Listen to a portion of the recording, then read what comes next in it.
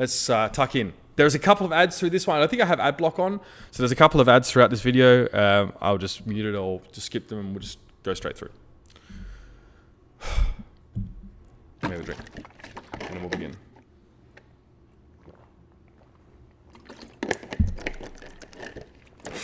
All right. Brent over there on the desk. I'm pretty sure we just made up that title of top prediction. I'm certain that's not true. Well, I mean, I'm number one on the watch point prediction. So that is true. Yeah, okay, so this is because Bren got like a resting bell on the desk and said that he had the title for best predictions, which I hadn't exactly been scoring them, but I don't think he had that, but it was a funny bit, right? And I think he predicted the Gladiators to win this one. And then Matt refers to our watch point segment where we do attack and defend. Now, he's definitely not undefeated on that one, but he obviously just says that he is because Matt's shtick is just to say ridiculous things and people will believe him. It's sort of how it works. I receive feedback from co-workers and superiors if I ask them. And I have feedback sessions with my superiors and from like industry professionals. We meet with like an NFL director who does like the World Cup as well for football and all the NFL, who was directed in the NFL draft. So I'll be honest with you, very little feedback of mine is community based. Some good stuff I get from the community. A lot of it is pretty opinionated and sort of based on their own personal preference. So I can only take that with a pinch of salt. But I always have to ask myself if there's a grain of truth into something that someone's telling me on the internet, but a lot of the times there isn't. My casting schedule for stage 4 will be a little bit different. I think I have Saturday off completely. So instead of having Friday off, I have Saturday off. So I think it'll be Wednesday, Thursday, Friday. But I'll post that. I'll post that when it happens. All right, let's hit it up. What's up, Mold? Welcome, bro. Good to see you. Hi, Bardolph. What's up, fam? All right, let's jump in. clearly, that's my belt. That's just been Choose one. Pander to the crowd every day or be top in predictions. Can't do both. That's right. Can't do both. However, that being said, so bring us back now. I said however, and then that being said, I should just choose one of those in the interest of brevity, because they mean the same thing. Gladiators have never beaten the Boston Uprising in a series. And this is a best of 5 series, I want to bear in mind. So it's not a 4-map series. It could be over after 3. Okay, it's important to mention because people are used to watching 4-map series and these aren't. It says up the top, but no one reads these things, right? I also mentioned that the Gladiators have never beaten Boston because then it kind of sets the stakes, right? Like, hey, this is a big deal if they were to beat them, and you know this should maybe inform your expectations because Boston have not lost to them. I think Boston have beaten the Gladiators 4-0, 4-0, 3-1, and 3-2, and then this was obviously, well, I won't spoil it if you haven't seen it, but this wasn't great. Audio levels are good. Feels good, man. Let's jump in. But the Gladiators now, they're out for something to prove. You know, Boston picked them saying that they didn't have a warm-up. They wanted an easy game, but this may be far from that, Matt. We've got... So yeah, again, reinforce the stakes. So you know that this actually means something, for God's sake. Like, we have so many games of Overwatch every stage, and they all do mean something in their own right, but sometimes you just don't know that. If you tune in, you're maybe a casual viewer and, you know, and you want to know that little bit of spicy trash talk from Huck earlier on. So a lot of, like, season fuels will just know this, and I'll kind of just be repeating information they're already aware of. But again, a lot of our viewer base is not really super plugged into all the bits and pieces, and they maybe don't check Reddit and sort of see those clips. So I review most of the games that I cast in my own time, but sometimes I only spend 5 minutes on a map. Sometimes I spend hours on it. It really depends. I try and at least have a look back at everything I've done before. Thanks for that, Pinwiener. Let's continue. You know, a series that features a lot of Widowmaker-heavy maps, which has definitely been an area where Shore4 has been a standout, and Mistakes has been middle of the pack. Yeah. So, establish expectations. Shore4's Widow has been very good this season. Has been up there. Prior to stage 3, it wasn't very good. Mistakes coming into this role in the Boston Uprising, his Widowmaker looked a little shakier, and it looked like he hadn't quite found his stripe. So again, I am starting to establish some expectations or some historical data for fans. Like, this is what you should expect to see, and you know, there's a reason why. You know, even though Bren was maybe slightly pandering on the desk, there's a reason why you could think the Gladiators could win this one. And what that also helps us do, it's not making stuff up, we're not manufacturing hype, but it also reinforces the fact that this could be the ripest moment for the Gladiators to take this series away, and what better time than in a playoff semi-final, right? And you see the Gladiators on offense. As we get ready to kick this off. Again, sometimes I do like to remind people like who's on offense here, if they maybe don't check the small icons, and I try and refer like the Gladiators are out of the gates in the purple and white, or something like that. Normally, I usually... So I used to always try and take it here, like when it was just starting, and I just like get the crowd revved up and be like, hey, here we go. But it's a bit cheesy, and to be honest, I don't need to do it because the crowd's already hyped. And like, there's no point talking over Matt because 9 times out of 10, he's actually going to be, bringing something that's important and probably more relevant than, me just yelling into the mic and being like, okay. Chaz will be playing Bastion. This is a strategy that's pretty outdated, Mitch, but they've been going with this constantly on the offensive side. Sorry, something a little bit spicy, right? The Bastion on attack is like a stage 1 thing, right? When Junkatown was first in the meta, we saw people play this pirate ship all the time. But then they mixed up the compositions a bit since then. Then, like, some teams have just used the Roadhog instead, and not even had a Bastion, and made sure they had like a Zen there to break through the triple tank setup that might be there. But it's still played, and teams still think that it works. And I mean, as you see evidence throughout this match, it definitely makes sense. Can I hear the crowd when I'm casting? Yes. I actually purposely request to have the crowd mics above the audience. I purposely request to have that fed back into my headset because I thrive off a crowd that's getting excited, and it also gives me a good idea of, how much energy to really throw into this and remain genuine and also remain in tune with the vibe or the emotion of the crowd. Boston has to know this. You see, they're playing quite close. Now they're going to move back to the choke. If this does not work out, they're going to have to switch off of it. That's a huge pick, though, for sure. And how good is that? Like, we established at the start of this series that Shore4 is a man to watch because his Widowmaker's been very good. So he opens up with a kill. And then, obviously, Matt, I don't jump in and scream about that because the game's just started, but it's important. You can hear the crowd. Or could not get a better kill there. There's no better option for your Widowmaker to be picking off. There's no resurrect opportunity, which means Boston now actually just have to... So, like Matt says, there's no better option, and I try and expand on that a little bit and say, like, why is that the best, right? There's no resurrect now available. Obviously, you pick anyone else's Widow, then Kellex runs in and just gives in the resurrect there. I kind of repeat here by saying there's no better option. It's not terrible. It's not super efficient. I probably could have just got rid of that and then tack straight on saying, yes, because, blah, blah, or whatever. But it's minor. Give ground back. And the bad part about this is that they're going to be able to move the payload to a point where it's going to be very hard to play around this corner, defend against that Bastion. So Matt points out now, with the momentum that Boston have gained, that with where the payload's going to be played at, it's kind of annoying for defenders to try and hold with the payload moving a long way forward. You want to hold them in that choke. I'll show you here. So you really want to hold them like here, right? If they get around this corner, all of a sudden, the defenders go from being in a very easily exploitable sort of corridor to out in the open and able to fan out and spread. Whereas the defenders have the high ground up here, they have that entrance and that entrance to kind of come from. So it kind of sucks. It kind of forces them, because there's just no cover here. It's awful for defenders to play around here. Give ground back. And the bad part about this is that they're going to be able to move the payload to a point where it's going to be very hard. See, that's what they set up, right? Gamsu sets up here, because if he sets up any further back, it's going to be way easier to flank around that barrier. I should get like a drawing thing for this next time. So yeah. So Gamsu has to push here. You can see he's half health. Do you think he really wants to set up right now? No. But this is how they stop Shore4. And now Shore4 has like far better line of sight now. So why do I always cast with Mr. X? Because I don't want to cast with anyone else. And I think he doesn't want to cast with anyone else either. We just synergize well because we cast with each other all the time. To play around this corner. What's up, Imagine? There you go. I'm going to throw you under the bus, Imagine. If anyone has questions about observing, Imagine42 is an observer for the Overwatch League. So ask him. Be nice. Defend against that. Yeah, Epic Pen. I'll think about it. Shore4 now, free to sort of peek out wide on this side. So again, I'm being served up footage by the observers of Shore4, right? And like we're working in tandem to tell a story, and Shore4 is definitely a part of this composition that can have the greatest impact, depending on if he hits his shots. Obviously, Shaz is on Bastion here, and they're just pushing forward, right? So not much you can do about it. But so I'm going to work with the Widowmaker a little bit here. Trying to keep tabs on Mistakes. He spotted him off in the distance. Mistakes playing very far back into the complex itself. And Shore4 now as well, getting his... So I always want to mention, if there's a Widow, like where his opponent will be. Is he aware of where his opponent is? And how does this influence his positioning? You know, if you don't know where the other Widow is, you probably play a little bit passively. If you do know where they are and you feel like you have a better position or you're going to peek them, then you probably play completely differently.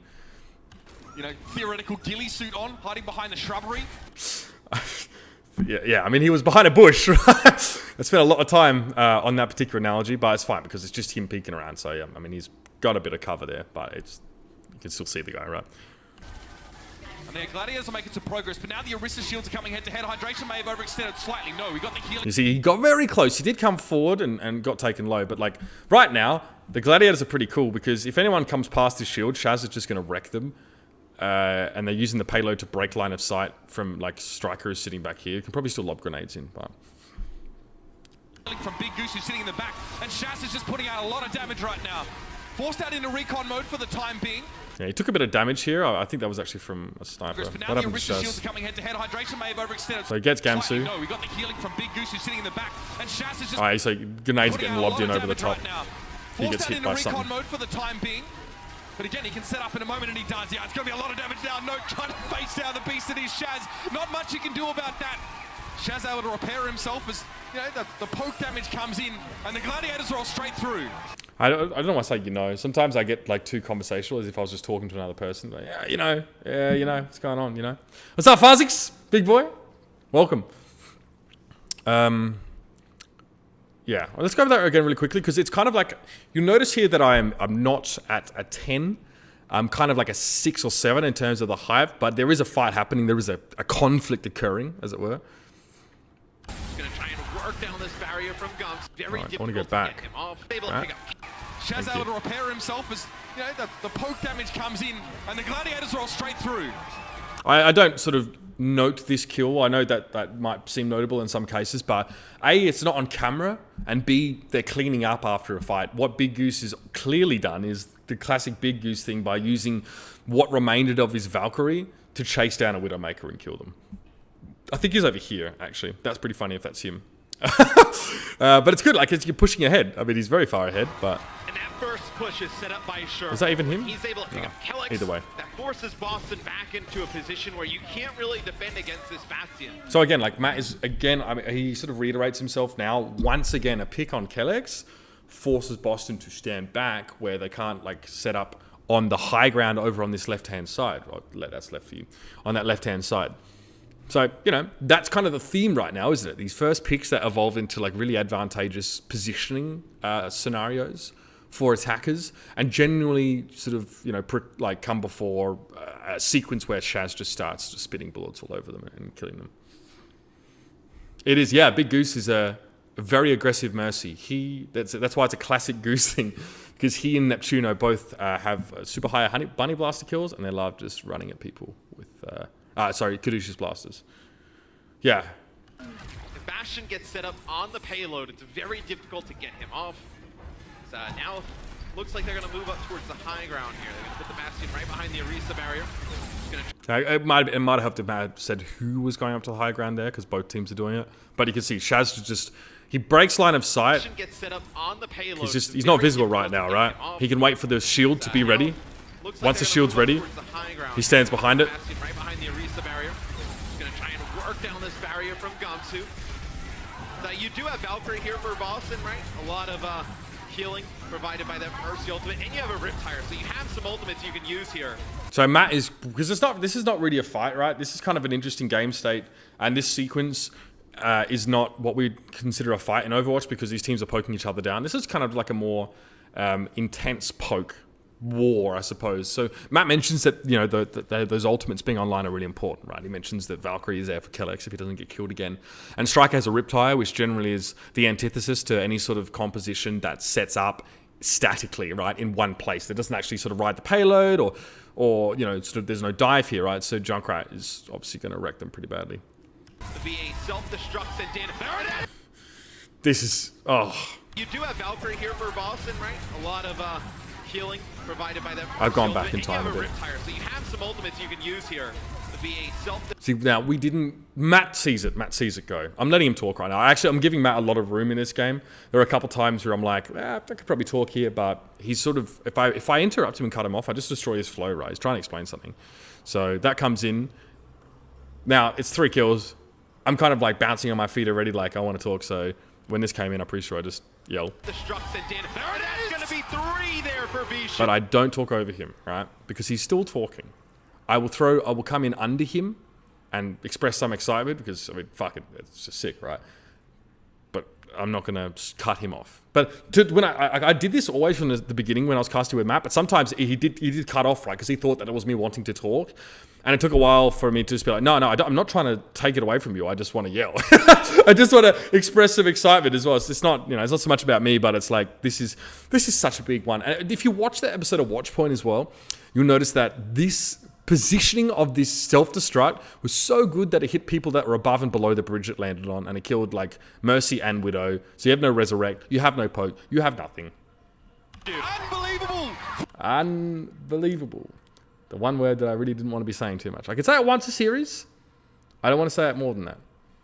Breach, massive kills from Beast, getting rid of Kellex as well. The Mercy once again a non-factor in this fight, and the Gladiators can keep rolling on. The tire gets picked off. Striker can't make the difference now, and Shaz, Matt, very close to that tank configuration. So if the fighting gets up close and personal, it's going to be dangerous for Boston to challenge. Look at this placement here. So I don't hand the replay off to him because I'm sort of on a roll, which is sort of fine. We might discuss it later on. But this placement's really big, and notice the halt used here as well that gets a tank kill. The halt as well to make sure both main tanks. Now that was incorrect, right? Did you hear what I just said? Very close to that tank configuration, so if the fighting gets Listen. up close and personal, it's going to be dangerous for Boston to challenge. Look at this placement here, the halt as well to make sure both main tanks. One tank. First of all, there's only one main tank, and second of all, only one of those tanks died. It was only Fisher that went down. So this is obviously incorrect from me. I think I don't know what it was. Maybe I'm checking the kill feed or whatever. This is why it blows my mind, actually. People that like give someone so much shit for like making mistakes when I probably make more mistakes than he does. Like missed calls and stuff like that. Like, for the love of God, like, it's nice to be flavor of the month sometimes on Reddit and have people say they really like my work, but Jesus, like, if you listen closely, like, I make a lot of mistakes. That was probably a more glaring one. So that's incorrect. That's an inaccurate. That's an inaccurate call. So that's not good. I'm caught in the blast. Rough. Don't correct myself because I don't think I noticed that. Halt there from Fisher is the key, right? Not allowing those tanks to get out as Gamsu will come out. They'll try and challenge us. They're going to use Valkyrie Boston here as well. The damage boost just being put onto Shaz. This will be the tank mode. That's it. Button hatches, ladies and gentlemen. Shaz now going for the long range. So we're a bit out of sync here, generally speaking, just because I will cover mostly play-by-play stuff, and Matt is more geared towards analysis. But we already threw ourselves out, I guess. When that Bishu self-destruct went down, Matt was still casting that. I took the replay, and then now there's a fight where Matt's casting. Now, what's happened here is that I actually don't like this at all. I'm not really happy with this at all. You can hear it, right? You can hear them get the point midway through the cast, but I still kind of cast it as if it was a team fight that had any impact. Will come out. They'll try and challenge So us. listen. They're going to use Valkyrie Boston here as well. The damage boost just So like Matt's just play-by-playing this, which is generally fine. In a perfect world, I do more of the play-by-play focused stuff that he does replays and stuff. So we're kind of back to front right now. But listen out for the sound. being put onto Shaz. This will be the tank mode. That's it. Right there, right? They just captured the point. And yet, listen to my flow. Button hatches, ladies and gentlemen. Shaz now going for the long range fusillade.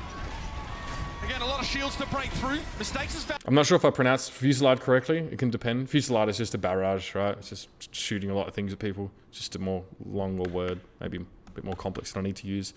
So I remember casting this. I'm internally a little frustrated because I started to build up hype in the fight just as the point actually got captured, right? And this fight is now just clean up. So, yeah. Oh well. Kind of shit, but whatever. Found a couple of picks on the periphery here, but it's not enough to stop the Gladiators. They're on a mission today, man. Let's listen to that again. Going to use Valkyrie Boston here as well. The damage boost just being put onto Shaz. This will be the tank mode. That's it. Button hatches, ladies and gentlemen. Shaz now going for the long range fusillade. Again, a lot of shields to break through. Mistakes is found. I mean, we're on board with Shaz here, so I'm just going to talk about Shaz. Now, there's some kills that are happening in the periphery, which I refer to as happening in the periphery. No, not fuselage. Fusillade. Fusilllade. As an aeronautical engineer in a past life, I know that's fuselage. A couple of picks on the periphery here, but it's not enough to stop the Gladiators. They're on a mission today, man. So I call Matt in by name. This is such a difficult comp to stop. You know, we saw a lot of teams struggle at the beginning when Junkertown came into the map pool stuff. So Matt's saying now, like, what do you, like, this is as if I had asked him, this is this is as if I'd asked him how to beat this, right? So he's like, this is a rough comp. Like, we're going to talk about now what can be done about this problem. Yeah, because, and then he comes back and gives some historical, excuse me, information about this composition, like how it works. So he's sort of saying like, this is hard. Way back in the day, we used to see this as well. This is what it did. And hopefully he just sort of breaks it down for viewers that maybe are not familiar seeing this. Let me just get back on the screen. Stopping this exact composition. So Boston will have to change things up. They're going to have Echo plays Zen here. Move off of Roadhog. The Roadhog just a full battery charge at that point going into that Bastion. Gamsu will use the supercharger here, trying to give Mistakes a little bit of a damage boost in the sky, but Gamsu falls. It's more likely there the supercharger was there from Gamsu just to try and stop things. But I mean, Fisher used one as well. I think Fisher's supercharger here was actually more important, if you notice. So you hear Mistakes they're using Infrasight. Going into that Bastion. Supercharger gets put down. So like both tanks have used superchargers here, but we sort of only reference one, which is, I mean, when you see the Oristans put down superchargers, like, you know it's about to get busy. Mr. X has the crowd as well. Yeah. Here, trying to give Mistakes a little bit of a damage boost in the sky. I mean, so what's more important here is the supercharger not only damage boosting Shaz, but also hydration. So basically these shields are both going to get shredded, and basically Boston can't shred the Orisa barrier of the Gladiators because theirs lasts like a third of the time because there's a Bastion also that's belting it. So this is a great way for them to gain that extra distance. And you'll also note that Big Goose has popped Valkyrie. So this is like, we are pushing them out. We're shoving them out of town now. So the question is here, how do Boston stop this? And the reality is it takes some very impressive individual moments to do that. But Gamsu falls, same with the supercharger. It's too dangerous to resurrect Gamsu right now, given his positioning. He's out of the open, and to drop and try and bring him back would be... So I thought that was important to bring up, like Gamsu having died. Like, you can't res him. Like, you can't just be like, oh, Kellex is going to res him, right? Because of where he is. Which means that Boston stays at a one-man disadvantage, and as we now know, it's a two-man disadvantage. Certain death for Kellex. Fisher going to break through Striker. And now that supercharger having expired, it's definitely done its job. It's allowed them to find that crucial pick. Kellex hasn't had the room. Did it, like, I say the supercharger there, its purpose was finding a crucial pick. Obviously it's not. But it does let them mow Gamsu down very quickly. Obviously the purpose of that one. So what I would have liked maybe at that time is to actually have been straight up front, being like, the supercharger allowed them to burst through these shields far quicker and just to push Boston away and just to create space purely based on the threat that you're generating from your damage output. Does my view show res cooldown? No, I had to track that. Matt, to bring players back into the fray, he's been dying first in a lot of these fights as well. It's a tough life. School of Hard Knocks for Mercy's out here on Junkertown. So I just mentioned that Kellex has been dying a lot first in these fights, and then Big Goose has just died here. The first one now down for Boston. So I think Neko was on the other side. Kellex hasn't had the room, Matt, to bring players back into the front. So like I'm not saying Kellex is shit, right? That's not what I said at all. I'm saying he hasn't had the space to be able to get in there and get resurrects, right? He couldn't resurrect Gamsu because we can't fly down there. Now, you could resurrect a player that had died in that position if you had an Orisa alive, because she could put a shield up and the Mercy would have a couple seconds, maybe to get a resurrect. It would still be risky against a supercharger. But I'm just pointing out that he doesn't have the room to do that. He's been dying first in a lot of these fights as well. It's a tough life. School of Hard Knocks for Mercy's out here on Junkertown. Big Ghost feeling... See, that positioning is really interesting from Boston because now they can actually pincer the Gladiators because they have high ground control. Bishu obviously intends to be elsewhere, probably just to help contest because they don't really have any players. Look, you see this positioning now. Fish is already like, nah, fam, like, I don't really want to like fight up here on the payload. He's dealing with potential flanker, I think. Bishu's probably going to help Fish here, but Hydration's just going to get smushed. And they've already lost Big Goose, so they don't have the healing. It's a huge pick there. Yeah, see, they disengaged. Almost as soon as Big Goose died, they disengaged. That maybe saves the Boston. Now, we didn't see Neko at all in that fight. Like, we just went looking at him. I dare say he might have been up on the high ground. Obviously, you can get there as Zen, although you need RNG for the spinning blade thing. But he had a big impact in that fight. So Uprising from having a horrendous defense here. You know, that pick on the Big Goose will force the Gladiators back to spawn. It'll also force them off of this fast.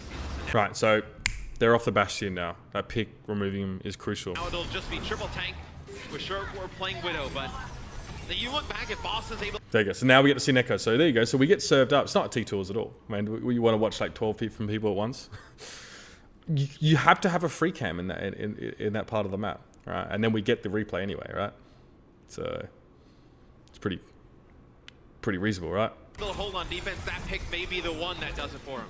That high ground vantage point for Neko, paying dividends. You can see he gets 2 kills there, Shawfall being the latter. And now, of course, Shaz will have to submit, switch back over towards this Zenyatta. I mean, he hadn't played at this map, but I say switching back because, I mean, he always normally plays it, right? Shawfall has it in for sight here. Boston should be aware that Shawfall and Co can sink through these walls.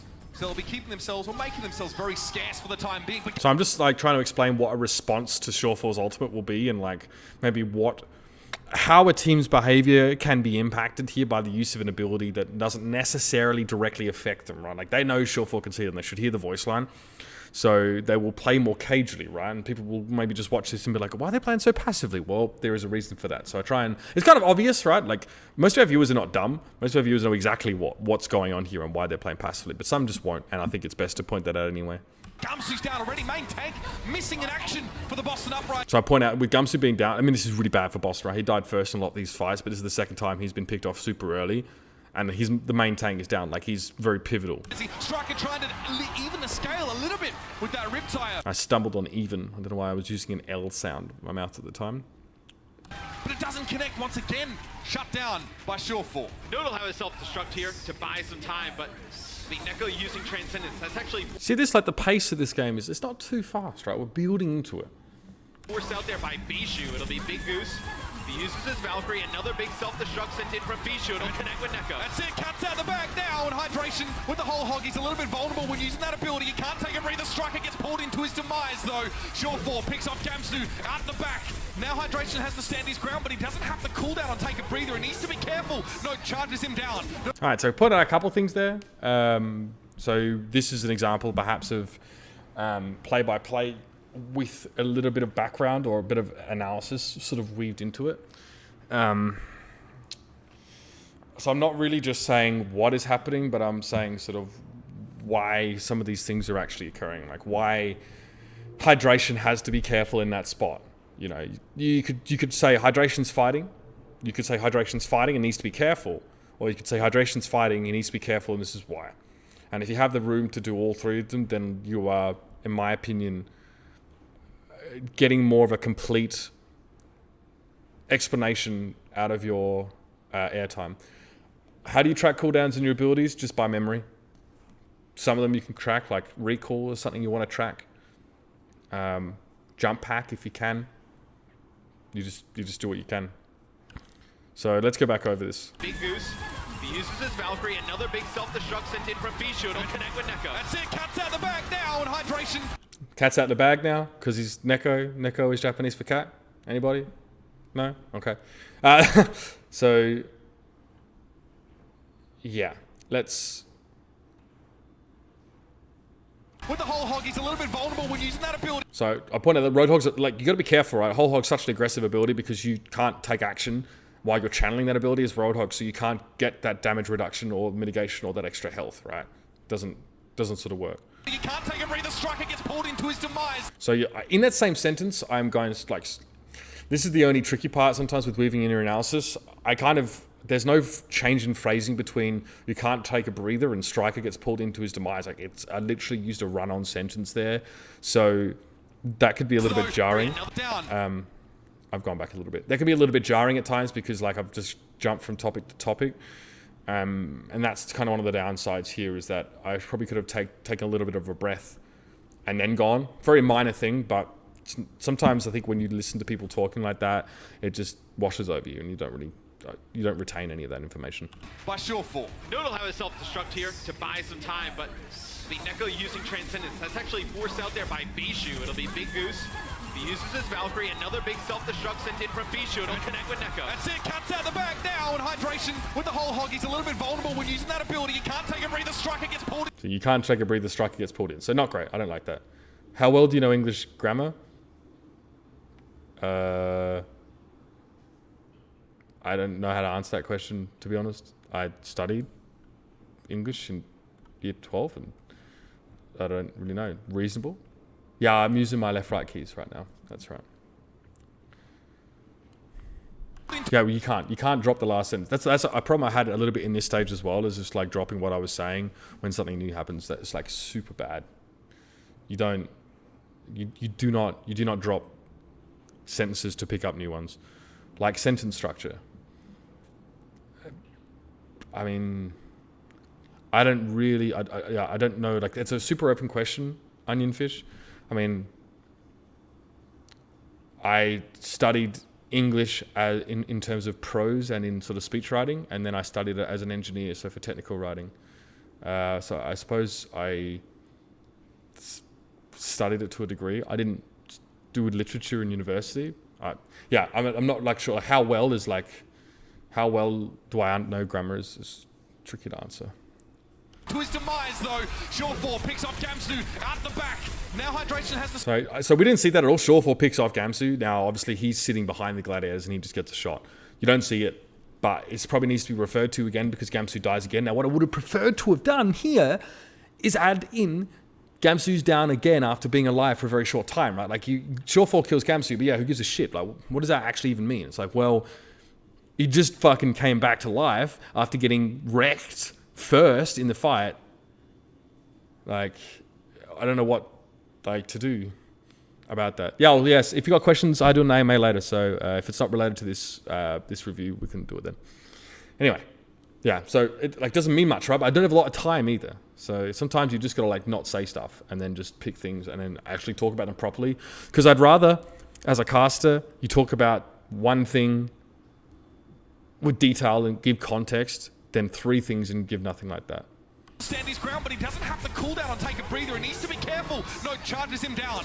So there we go. So a little break there. He needs to be careful, breathe, Note charges him down. He didn't have the cooldown on Take a Breather, right? So he couldn't stand around there and survive. He has the burst damage to win out of that engagement, and now he'll be desuited. Keep an eye on Kellex in that left corner. Kyubishi's going to chase after him. The Mercy now, endangered species. So I really wanted to say, I'm telling you to keep an eye on Kellex because he always dies in these fights. It's super hard for him because there's not an Orisa shield. They now have a Winston and he needs to go in and try and keep Note alive. So keep an eye on him in the back corner. It's more of a call to action for you guys to I want you to watch him. There's something for you to follow along with. But Shaz has been picked off by Neko. Half of the healing now for the Gladiators has... You hear that?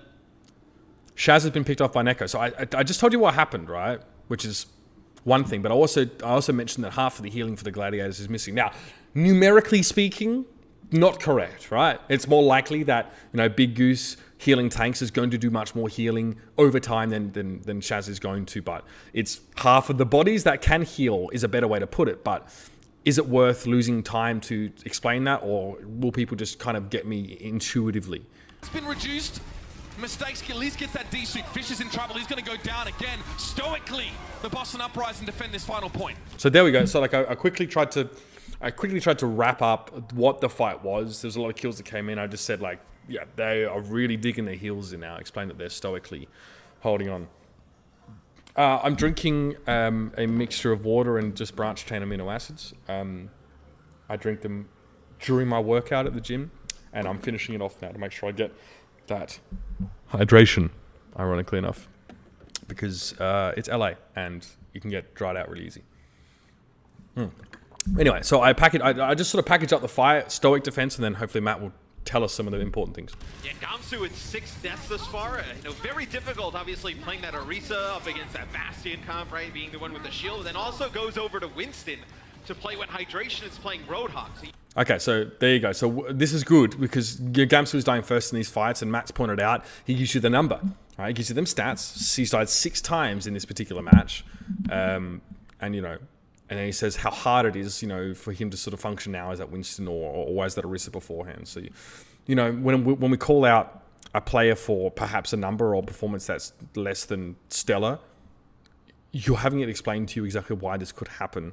You don't just want to say he's been getting shit on and he's bad because, well, that's incorrect. Firstly, because none of these players are bad, And one of my biggest passions about like casting Overwatch is about telling people how good these people are. So you need to know why he's dying a lot.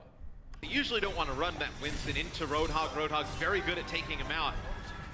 But they're able to stabilize on defense. Hydration switch over to Sombra for a second. Thought he may get back to the point.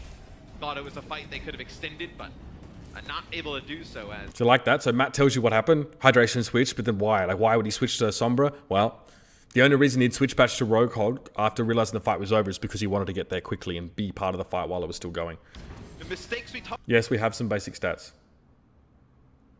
about this Widowmaker matchup, Mitch. I know he's playing really well here in the first half. 61% scoped accuracy, 15% crit. He's got 4 final blows. Currently leads the Uprising, so he was the one you had. So there you go. So it's that currently leads the Uprising that's important. We can just give you numbers, but if we don't sort of contextualize them for you at all, then I mean it doesn't mean anything to you, right? So we're trying to work on it. You know, sometimes it's hard. Like Gamsu 6 deaths. Is that a lot of deaths? We didn't say. So that stat doesn't mean really anything to you, does it? Yeah. Had a lot of questions coming into Hey this Tyler, match. thanks for coming, bro. Woo! For Boston, but he's playing quite well. Well, again, it's less about his impact overall and more whether he could handle Shawford. See, Kellex surely can't. Massive pick off for Shawford, and that's a lot of healing taken away. Kellex was close to Valkyrie mistakes. He's leveling the score here.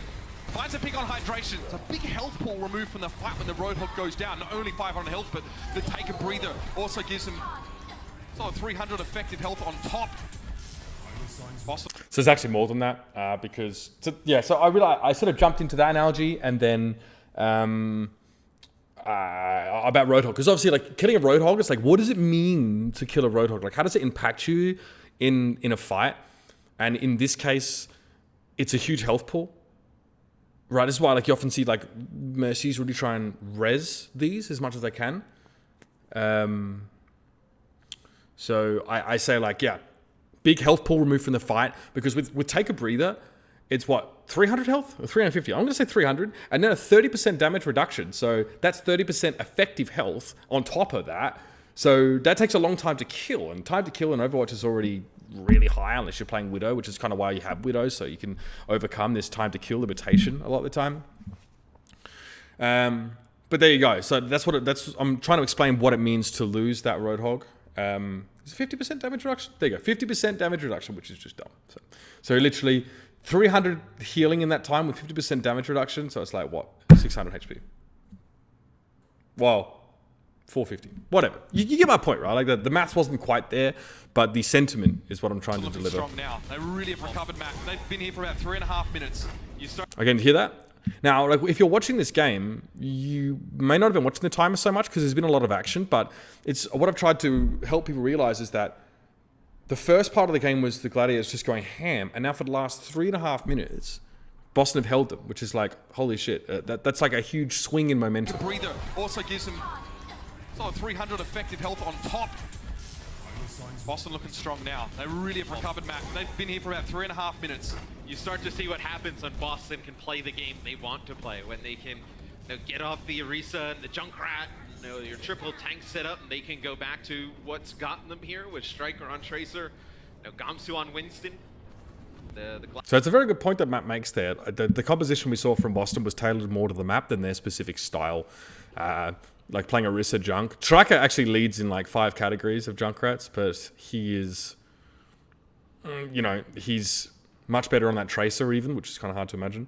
So we're talking about who Boston are as a team and how they like to play the game, and saying like they weren't able to play the game they liked, and now they can play that dive, that they're brutal, that cutting, like savagely efficient sort of dive composition, which means that they've been able to control the game, and that should tell you as a viewer why this is a good sign for Boston, right? Like now you're seeing a team that has a style, and now they've managed to manipulate the game or the state of the game so that they can play that. And let's see how Gladiators deal with that. Boston now having their final form. Gladiators have not had an answer for this. Kellex with Valkyrie, same with Big Goose. You need to see Kellex stay alive. He cannot fall again early in one of these fights. A little bit of a hush over the crowd now as the Gladiators are stalling out somewhat. Self-destruct by Note there. He knows he would have lost his mech anyway. This could be nasty and over the top. Oh, Note actually got caught by that. He didn't have a chance to re-mech. That's a Diva now, taken off the field. Kelex does use that Valkyrie to try and come in, and Striker doesn't hit the mark with that pulse bomb. He needs to be careful. One hook could be the end of him right now, and he's trying to dash around the payload. Keep it contested until their Diva can return. Mistakes is just fucking Shaz kicking in the off. background. An important way to try and slow the Gladiators down. Now they're missing the healing, and most importantly, Matt, the Gladiators are missing that Transcendence ultimate. They really want that in this fight. That's why Big Goose has brought him back. But in the meantime, Striker's found Shore-4. Hydration now for the whole hog. It's time to get that Transcendence in over this fight. Striker's still doing a lot of work, getting rid of that Diva mech. But Hydration's found Gamsu. He was hiding in the corner. Not much he could do. Yeah, but they haven't killed Striker, though. He's still on the payload. Okay, I was about to go into an ad, but anyway, this is a good chance to just go back over this fight. So, a big part of this fight was sort of discussing the importance of Shaz, and that pick-off, even though we didn't see it from Mistakes, you can still discuss how important it is and how it impacts the game. So, you know, yeah, we don't talk about every single damn thing that happens in this fight, right? But we definitely talk about like the trans. He had no trans, right? It's super nasty. So it's a big shot. And most importantly, Matt, the Gladiators are missing that Transcendence ultimate. They really want that in this fight. Sorry, they really want that in the fight. Why? Goose has brought him back. Didn't really mention why. Maybe I didn't have the time to say why. I mean, maybe it's enough to know that like they really want to work around Zenyatta. I mean, it's kind of obvious why they want Transcendence in this fight, but maybe I can go a step further and say why that is. It will depend on sort of how efficient I can make my commentary, and am I now becoming an analyst? You know, that's kind of what I want to avoid. So we'll see. And Matt picks this up as well, and he picks up a really important point. So this passage of play starts with Striker killing Shore-4. But in the meantime, Striker's found Shore-4. Hydration now for the whole hog. It's time to get the Transcendence Gets the D-Mech on Bishu. in over this fight. Striker's still doing a lot of work, getting rid of that Diva mech. But Hydration's found. So now like Gamsu and Note are dead. So there's no tanks right now for Boston. So we've got Mistakes. Here, I'm pointing at my screen. Why am I pointing at my screen? Mistakes is here. Striker is here. Presumably, Kelex is back in this corner. Gamsu, he was hiding in the corner. Not much he could do. Yeah, but they haven't killed Striker, though. He's still on the payload. Okay, we got to watch an ad now. Sorry, Dad, guys. you're not eating. Dad! You're drinking more. You're drinking more! You're In the corner. Anyway, so we saw a Transcendence come in from the side here. Through this point. And Neko's like, oh, that was Shaz. Okay. Not much he could do. Yeah, They haven't Neko killed transes. Striker, though. He's still on the payload. He's going to land a pulse bomb there on a Fisher. Oh my He'll God, take out Striker. Shaz. Ugh. You just killed two people, right? Do we see that? No, because what we're doing, we're focusing on the payload, and like, there's a very good reason for this camera angle, right? Because if someone like sneaks in the back cab, then we wouldn't see it. Diva mech. But Hydration's found Gamsu. He was hiding in the corner. Not much he could do. Sorry. Yeah, but they haven't killed Striker, though. He's still on the payload. He's going to land a pulse bomb there on a Fisher. So you notice that Transcendence there. You notice why Neko kind of came forward and then went back in here. Obviously, it's to make sure that Kelex can resurrect safely because he's being harassed. Like even Bishu in mini Diva form can bunny blast his dick off. So we see Neko just sort of swing through up this way, come back in this way. Note now back in the fight. Kelex has helped res that. Also protecting Striker as he starts to go ham. We can't quite see who else from the Gladiators is here, but they're in deep trouble now because Striker's just killed 3 people. He's killed Shore-4. He's killed Fisher with a pulse bomb, and then he's killed Shaz. Yeah. Intake out And also Note can remech right now, which is just so big. The fight is already over, to be honest with you. Shaz. As, you know, So you've got Mini Diva, you've got a Mini Diva, a Roadhog, and a Mercy. Bad news bears. And Striker's now just going to pound him. Dead. If you do not deal with Striker, you are never going to beat this team. As they just let him And see, it's like Striker just leans back into the rest of his team, right? Like Note is back in the fight. He just charges in and removes Bishu. Neko's just throwing orbs in, and that's that. linger on the payload for a little bit too long. But Matt does... Okay, so yeah. You know, you think So this is a difference in a change in style for us, I guess. Whether this is something we stay with or not. This also could be accidental, because I would prefer not to cast this way. But Overwatch is a game where you can't have a pure play-by-play and a pure analyst guy. I'd like to, you know, like try and focus on play-by-play. What I end up doing here is have reverse roles with Matt, because I throw to him in this fight because I don't feel good talking for fucking 10 minutes. So listen to this. So like, you hear when I throw, right? But in the meantime, time, Striker's found Sure for. Hydration now for the whole hog. It's time to get the Transcendence in over this fight. Striker's still doing a lot of work, getting rid of that Diva mech. But Hydration's found Gamsu. He was hiding in the corner. Not much he could do. So Gamsu hiding in the corner. He got smashed by that whole hog. I passed him out here. Fight's still going, mind you. But do I want to talk for 5 hours? No. Do I? It's not about me, right? First of all, you know. So actually, first of all and last of all, that's just the only rule here. So I throw him out. Yeah, but they haven't killed Striker though. He's still on the payload. He's gonna land a pulse. And you can see his play-by-play leaves nothing to be desired. Like, it's fine. It's perfect. Bomb there on a Fisher and take out Shaz. As you know, you think you have Boston dead. If you do not deal with Striker, you are never going to beat this team. Don't you love that? If you do not beat Striker, you are never going to beat this team. As they just let him linger on the payload for a little bit too long. Yeah, left to his own devices. He was able to unravel the Gladiators from behind or from the sides, as it were. Time's going to be up here, and the Boston Uprising will hold solid before the end of the map. Slowing the tempo down, getting picks with mistakes, removing supports before the fight could start. And then once push came to shove, Striker was in there like swimwear. Matt knows I threw to him because of the cadence of voice that he knew I was throwing to him. I was probably looking at him as well. I probably even signaled to him that I was passing to him in the booth.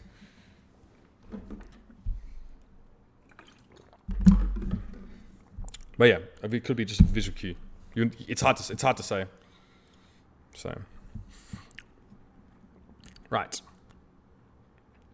So, I'll do a recap of map 1 at the end of map 1. Over 4 minutes on the clock to be able to complete. But can you see how long this takes, right? I've done one half of one map, and we've been doing this for about an hour. So, that's why I can't just do like tons of games, unfortunately. The Chen Master, I've just answered that one. I do. I don't have specific hand signals, but Matt knows if I point at him, he should talk. Complete that push. We can take a look at Striker here towards the end of the map, but you allow Neko to get that Transcendence, you don't put enough pressure on him. Striker comes in with a pulse bomb, a little bit of a 360 there. Then he finds Shaz right away, and you see how fast he's able to deal with that Zen. To be honest, I don't think there was much in this map at all. You can boil this map down to Gladiators play a fucking pirate ship. They almost finish the map. Then Boston switch to the comp that they can actually play because they win a fight with ultimate advantage. And then they win because they play their comp really well, and then mistakes just shoots everybody. So like, there's not a huge amount of detail or nuance to what we just saw, and that's Junkertown for you anyway. It just is. I don't love that. No, I do not put emphasis on my accent to catch people's attention mid-sentence. Okay. Oh. He's so good. It's incredible. Like, game in and game out. Like, it seems like... This is not... I wouldn't say this map is easy to cast at all, because there's, like, as we've just discussed, there's, like, a lot of things that I could do or could say, and I also kind of think I stuffed up a lot. I mean, I think I made a lot of mistakes, actually. So even the easiest map of Overwatch is still, in my opinion, harder to cast than any other esport. Now, I kind of get to say this because I've cast a large amount of other esports. So I feel it is the most difficult because of how information needs to be refined, how you need to work with your camera angles. So it wasn't easy, but there just wasn't much substance there. Like, there's a lot of fighting, right? I think from an analytical perspective, it was pretty straightforward, and you heard Matt say it. Like, you could sum up the entirety of our analysis from that map in a couple points. Like, Bastion is good when you're staggering people out and they can't get 6, and if you don't kill Striker, you're going to lose. So it's the fact that it's an FPS mixed into a MOBA with a very fast-paced combat, a lot of cooldowns, and a lot of very vibrant visual effects. And Resurrect. Mercy's Resurrect also makes it complicated. Sometimes we're like, oh yeah, Striker has an off game, and I look at the stats, and he's got like 30 elims and 19 final blows, and it's like, that is the caliber of a rough game for him, as far as I can see. I mean, it's been over a month or more since Boston actually lost a series. Yeah. And even in those losses, Striker was still, boasting impressive score lines. You can see. So 3 guesses about what the topic of conversation is right now. So Striker now is definitely, you know, we're building into a narrative of him being a very crucial player on this roster because of just his ability to go and get those kills. Now, was it all him? No. Was there not contributions from tanks and supports? Absolutely. Do we have time to discuss all the contributions from the tanks and supports? Not really. So, you know, we mention at other points, but right now we're talking about Striker. We're talking about his impact in those fights. And these guys all get love at some point or another. So, and you'll hear it even in this broadcast, even throughout the day. See how the transcendence that was used at the time in that clip, you obviously noticed the effect on the ground, billowing forth, was when the Boston get to really go for an uptick in tempo, right? Get aggressive. They know that they're trying to slow down the pace and control the Gladiators until that ability is used, and then they know they have a much more robust health pool. They've got that healing over time, and they can go for the throat. So what I'm trying to say here is that, like, it's really important that as you watch these games, especially from a defensive team, Boston are a team that doesn't want to go to, because what we saw, that the pace right was against them for a lot of the map. Like, they were getting smashed, Boston just getting punched up. So Boston were trying to slow things down, right? They were trying to set up defensively. That's why we saw that Orisa used quite a lot. And just try and make sure Gladiators weren't constantly getting picks. Like, just try and get 6 people in one spot together, not without anyone dying, right? Once they managed to do that, you notice that the Transcendence in general, in Overwatch, right, Transcendence is generally the go signal unless you're using it getting grabbed or against, you know, another strong damage of a time ability like a, you know, barrage or something like that. But once you see that Transcendence, I'm trying to plant a seed of cause and effect perhaps in a viewer's head. When you see that Transcendence, you should expect to see a faster pace from the team that is using that, and that's like the green light or the starter's pistol when they can go aggressive. Because obviously, like, it's obvious, right, that when you're getting healed a lot and the other team is not getting healed a lot, that's when you want to just go ham and just try to get aggressive and attack them, right? It's also what you see when Valkyrie's popped, is that, like, it's obviously telegraphing a swing in tempo or more aggressive. But sometimes laying it out like that, I'm trying to explain, like, why exactly you see that. And, like, then now if you're watching these games, you know when there's a Transcendence, like, okay, now it's starting to get real. And perhaps, just maybe, as someone, you know, for someone who doesn't watch a lot of Overwatch, you realize you'll be able to follow it a lot easier, because then you'll be able to predict, I guess, these big switches in tempo that occur, which to an uneducated viewer probably just seem random and unpredictable. I'm just going to shut my window, guys, because it looks like the entirety of LA is honking their horns.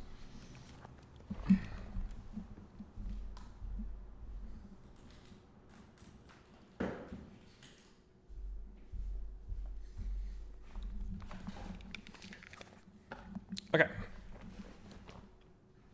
So hopefully that covers that. And I think the Gladiators wasted a really good attack there, as they, you know, Kellex is the only support for a very long time for Boston. They're able to get him in a lot of these fights early. Okay, I've got a question, and this is relevant, so I will answer it. How do you decide what to say during dead time, like the few seconds between rounds? Do you focus mainly on analyzing the round that just concluded or previewing the next round? More analyzing the round that just concluded, because you have time, and quite often it takes more than just a few seconds to break down exactly what we saw. And you saw, that's why I pointed out, like, the Transcendence, and I pointed out, you hear me succinctly break it up. Hold on. Pace and control the Gladiators. Used at the time in that clip, you obviously noticed he lost us. I'm just going to go back a little bit and see if I can give you that information. Pressure on him. Striker comes in with a pulse bomb, a little bit of a 360 there. Then he finds Shaz right away, and you see how fast he's able to deal with that Zen.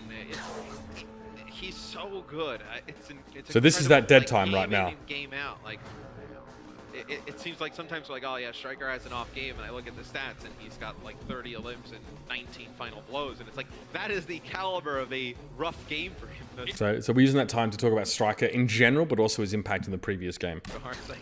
I mean, it's been over a month or more since Boston actually lost a series. Yeah. And even in those losses, Striker was still, you know, boasting impressive score lines. I kind of just paraphrase what Matt said, but I guess with the added information that it's been like that long since Boston have lost.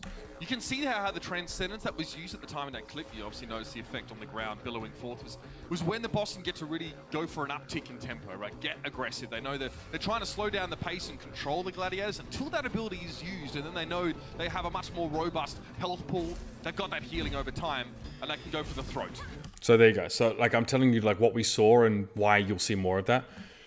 Do you think there's an advantage / disadvantage of being a more slower speaking play-by-play Doa versus a faster speaking? No. I mean, no, because every person that I talk to has like a different opinion about whether they like a caster or not. So, I mean, it's just subjective. Some people like that. I don't think we think about it much at all, because at this point, like if what I'm doing isn't working at this point, well then I'm just not gonna make it, right? I can't change this. I can change little things, but I don't put conscious effort into changing or being a certain way. I just am. I think I said this before, but like you get nothing but unadulterated and pure Mitch when I cast, because I don't really use a lot of filters outside of the obvious, like, but not saying fuck every few seconds. But and I see it all the time. Like I see people post in threads like, Uber talks too fast. He uses too many one-liners. He's fake. It's all pre-prepared. Well, obviously, that's not true, but that's fine. And I just look at it and I go, well, okay, I'm never going to appeal to you. I can't change the way I seem. I just don't know how to do it any other way now. I try and refine things that I do, or try and correct, or be more correct, or be more accurate. But, I mean, there will always be people that don't like my style. There will always be people that prefer. I read the threads. Yeah, Semler doesn't read the threads about casting, but I read them. Every thread that's about people saying a cast is good turns into them shitting on the other casters. So it's like, oh, fucking hell. And I read, because, you know, sometimes there's a grain of truth. A lot of the time there just isn't. And the objections that people have with some casters just blow my fucking mind. Some are reasonable. That's why I talk about grain of truth. But some are just like, I don't even know where you got that from. So we take this opinion of yours, we compact it, and we fuck it off over there. And we keep doing our job and living our life. And that's it. Right, so let's carry on. So yeah, I guess that's what I mean about how we fill this dead time. We definitely want to refer to what we just saw, because I think if we're skipping ahead to the next map too much, I think we're not giving enough time to the match that we just saw. And I think the Gladiators wasted a really good attack there, as Kellex is the only support for a very long time for Boston. They're able to get him in a lot of these fights early. You see Hydration hiding a trap there on the payload, but very difficult to see. It's a good spot for it, or you put it like in front of the payload, so when the payload goes over the trap, the Bastion doesn't see it. You can't, yeah, exactly. Yeah, so we're talking about now a little trick where if you put a trap here, if you can see my cursor, because you can't always see that if you walk up behind the payload, and because if you stand behind the payload, you can't really see it because there's a slight dip here, right? And if you just keep walking behind it like a Bastion does, you can get trapped. So you can't see it, so if you sort of walk behind the payload, like a Bastion often does, you won't jump on it to start. I don't want to be a refined caster, by the way. Like, what does that even mean? I'd be fucking boring if I was refined. I used to be a refined caster. I literally made a conscious effort to be less refined and more of a human being over the last couple of years of my career, because I realized, why am I trying to be a kind of caster or like any other caster? It's just not worth it. There's just no point trying to be anything other than who I am, because then what the fuck's the point in doing any of this shit? I'll just go and be an engineer. I'll just go and, I don't know, I can do a lot of things with my time. But I'm going to spend like 3 days casting, but every day of the week thinking about this fucking game and casting it, then trying to please people is not high on the list. Start with, because you need to break line of sight from Widowmakers that are on the defending side. You can get snarled up in that one, and it will be a very quick end to you. So what I'm saying here as well is, like, it's a lot of the time, like Bastions especially, sit behind the payload and are susceptible to that cheeky Junkrat trap because they're trying to hide from Widowmakers shooting them, but they need to get on the payload eventually, right? Maybe they're waiting for their Orisa to put a barrier up, so they're sat behind here, right? And they walk down behind the payload and they don't see a trap if it's like put right in front. Anyway, just a little thing, but it's like, we're explaining it a little bit now in case you do see it. Bastion has a larger health pool than most DPS. I wonder if they do play Bastion here on offense, because Boston primarily has had... I don't think I could do this shirtless. I think that's against TOS. On offense, but looks like they're... Okay, so there was a trap. There actually was a trap there, right? But Gamsu's no idiot. He knows what's about to he knows what's happening. Going to come out and try and give Boston a little bit of their... give LA a little bit of their own medicine. Yeah, the pirate ship, Matt, has left its moorings. Gamsu refreshing... Find me a caster that has said mooring in the last 5 years at esports, and I'll give you $10. Shield, that's going to be very crucial to keep Neko in the game, but mistakes finding Shortfall. What a great way to open things up. It's not a mercy pick, so Big Goose can replenish the lost player, but mistakes will just try and do it again. Yeah, but you know there's no resurrection to about 3 minutes and 30 on the clock, so you can play around that. So this is our discussion right now, because most likely these teams won't actually use cooldowns on each other until the payload gets to this corner. So right now, it's about the Widow picks. It's like a phase of this fight. This first phase. So mistakes kills Shawfall. Now remember in the first round when Shawfall killed Kellex, I was like, that's perfect, right? That's so good. Now, is this good? Is mistakes killing Shawfall good? And then we say it's great. I mean, it's still going to be resurrected. So first of all, I try and temper expectations of the audience, and this isn't going to be a Boston 1 fight because it will be resurrected. But then Matt comes in with a counterpoint like, well, yeah, but now you know that Mercy Resurrect isn't available. And now we're getting into the players' heads. And now they're thinking, well, there's no Resurrect available. So is Shore behind the water tower here actually going to play aggressively? I don't know. Because that cooldown now not being present can change the way you have a fight. Know that if you pick up somebody from here until then, that person is effectively gone until the respawn. Striker on a flank takes out hydration. That's huge. That's a lot of the damage from the Gladiators. See that? Like, I love that Matt doesn't just stop at that's huge. Takes down hydration, that's huge. That's a lot of the damage available to the Gladiators now gone. And guess what? Remember that little conversation we had about Resurrect? That one there, tough to res. Big Goose has to go inside the building. It's a risky spot. Neko cuts Shad. I refer to it. He could have res back up by now, but going inside that building to res a Junkrat, was it? Now, I don't know if it was around the side or inside the building. So I had to guess where that happened, but yeah. Down. Shawfall finally getting a kill for the Gladiators here on this defense, but they're being overrun. Big Goose now can't do anything. He is just blown to smithereens by Striker. The standard combination of grenade and remote mine will be more than enough to consume the Mercies. Now, I would have been really happy with myself if I could have given you the number of grenade versus remote mine. But I didn't. I didn't have that at the time, so sorry. Health pool and the Boston Uprising. This is blistering pace as well from them. That was like 125 from remote mine? I'm not sure. Could definitely brush up on some of those things. But if I do that, what will happen, I'll probably start becoming too like numbers heavy in my casting. It's just, I'm either in or out, you know. But very binary. Sometimes if I adopt a new casting style or I like try and do a lot of numbers talk, then I just do too much numbers talk. So all they've got to do is finish the map and take map 1. And Mistakes has played Widowmaker throughout this entire... Yeah, Mr. X could do that, but he doesn't do that because he doesn't want to. So now, is that a bad thing? I don't know. It's just something that he chooses not to go for. So maybe I just don't need to mention it. Well, no, because it's better not to guess where something's happening. If you don't know, you don't know. But I did see on the minimap, but I couldn't quite tell whether he was outside the building, around the flank side, or inside of it. So I still said he's still flanking, which is correct. So yeah. 120.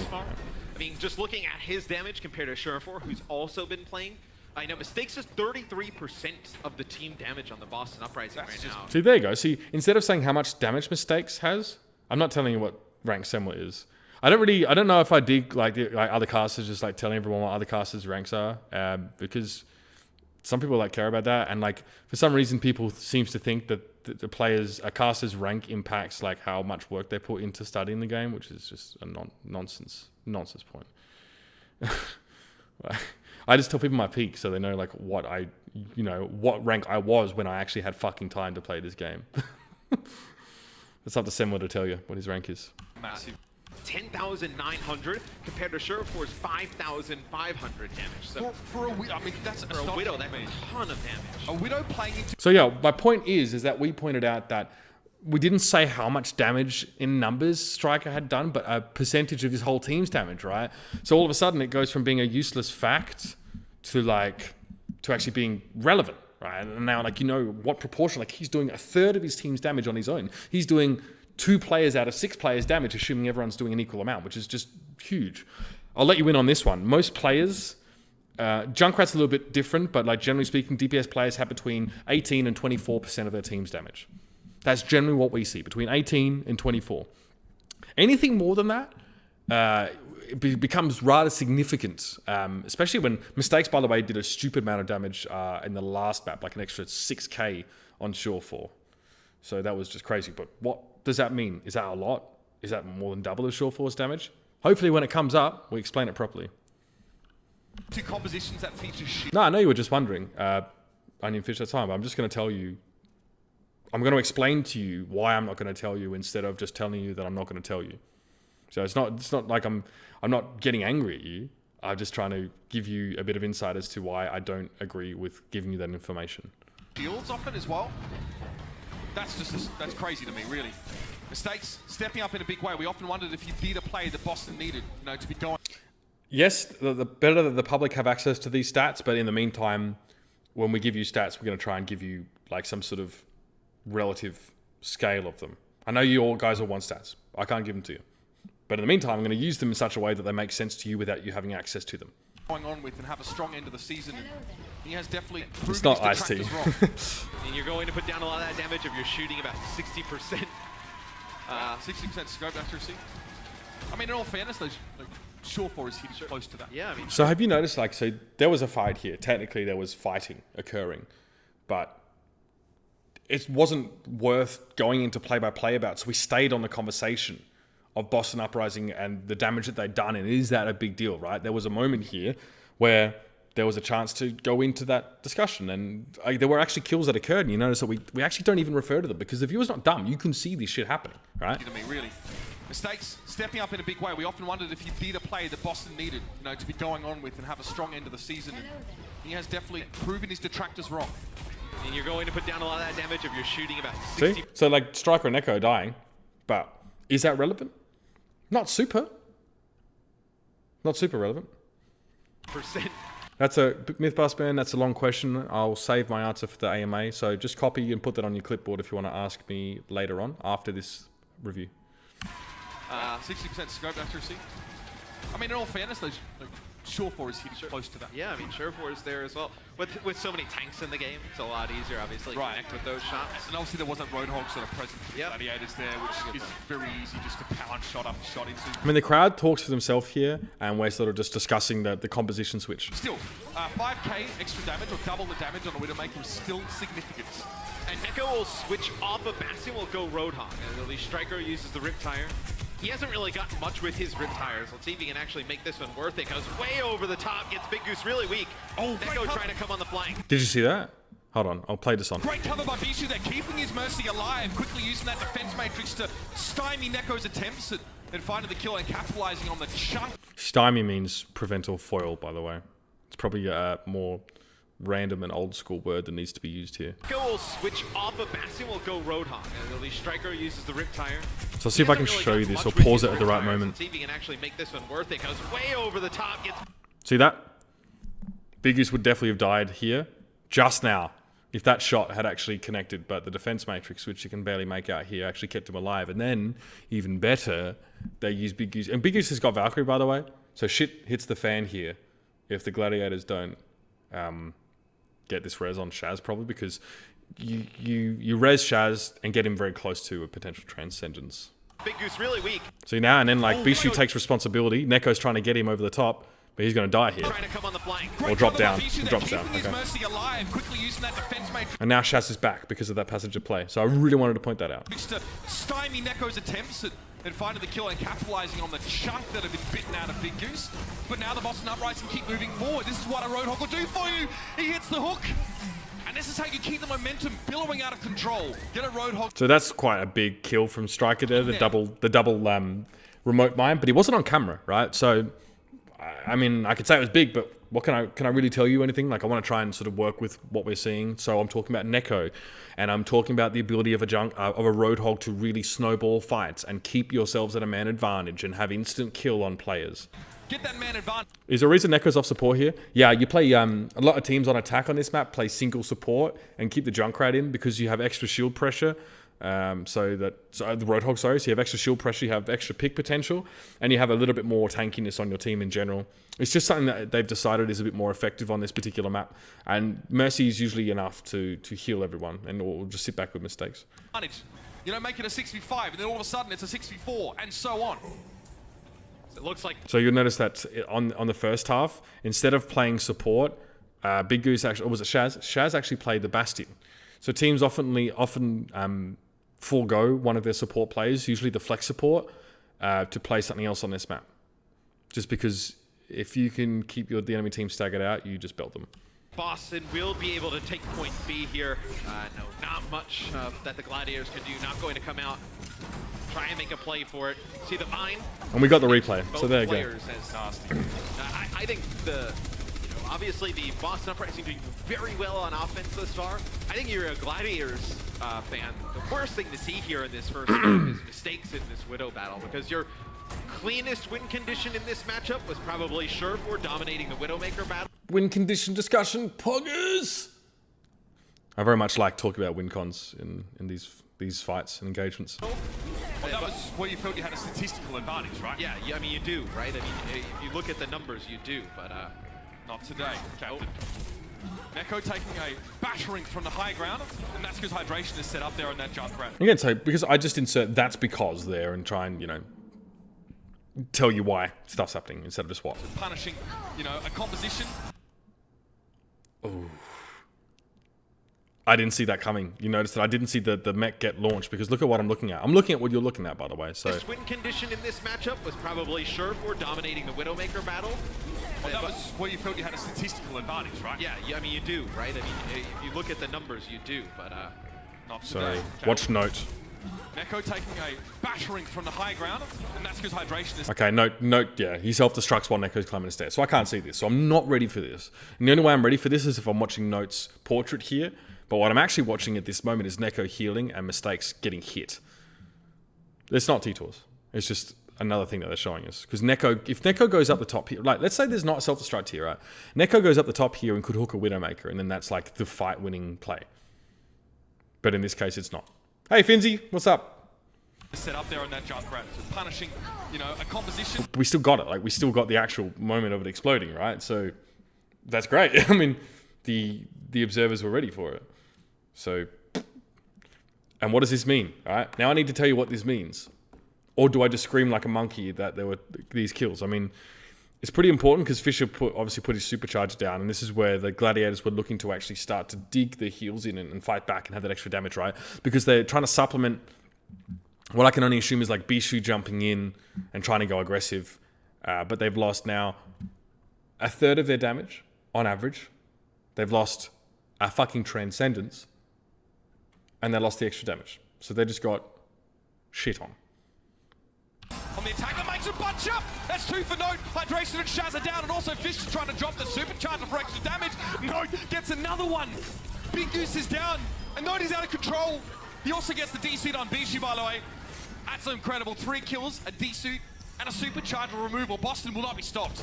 So all I can really do there is just take stock of what was lost, and as a play-by-play caster, that is my job done. Hopefully Matt then will follow me up here. And this is what I need to realize as well sometimes when I'm casting, is that I don't have to say why what happened. I could just make it a big deal. No, that's not a subtle dig at Semler. No.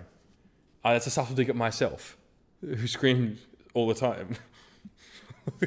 Imagine that. Imagine having a dig at a co-worker you respect. Oh, man. All right. So let's see how Matt follows this up. And this Ritz hire is going to be huge from Striker, because you're going to have that Transcendence right from Shaz, keep everyone... Not being caught by a supercharger. Yeah, well, it takes an extra, mental step to not let it happen, but really? I don't know if that's that big a deal. I guess Yeah, you should point out that it was a supercharger taken down. Look, what you don't want to do is say that he got 3 kills. So you're right. Trying to drop the supercharger for extra damage. Note gets another one. Big Goose is down, and Note is out of control. Yeah, I don't really have time at that point to talk about like what actually like happened, I guess, or like what that means. So it's for Matt to do. I'll leave that for him. He also gets the D-suit on Bishi, by the way. That's incredible. 3 kills, a D-suit. But you see what actually happened here, right? Oh yeah, Bishi dies just after that. Yeah, okay. A supercharger. So what does Matt say? Will not be stopped. And this rip tire is going to be huge from Striker because you're going to have that transcendence right from Shaz to keep everybody up, but the rip tire doesn't really care for that, right? You have Neko also with Whole Hog in supercharger. Valkyrie here. I think we missed a good chance to properly analyze that fight. I think we didn't need. It's a hard one. I probably would have preferred maybe like for us to go back to the discussion of how that fight was won, but we are running out of time, and this last fight is approaching very quickly. So I definitely feel like we lost. We lost a good analysis point because oh, hello. As I turned around, Sorry, I pressed the side mouse button. Oh, we lost a good chance to really acknowledge what Note achieved there, which is a bit disappointing. But we had to move on, right? Down, and Note is out of control. He also gets the D-suit on Bishi, by the way. That was a T-Tools for me. 3 kills, a D-suit, and a supercharger removed. Yeah, that's right. So, like, do we have time to talk about that? I mean, like, that was the most important fight, though. Like, Gladiators being denied, like, well, maybe. Shaz still has his transcendence, right? So maybe he uses it here, and this fight's more important. So Matt has to make a choice, and he chooses to talk about the next fight coming out, which I can't really blame him. It just kind of sucks that we didn't have the time to talk about that previous fight, but it really was just a self-destruct that fucked him up.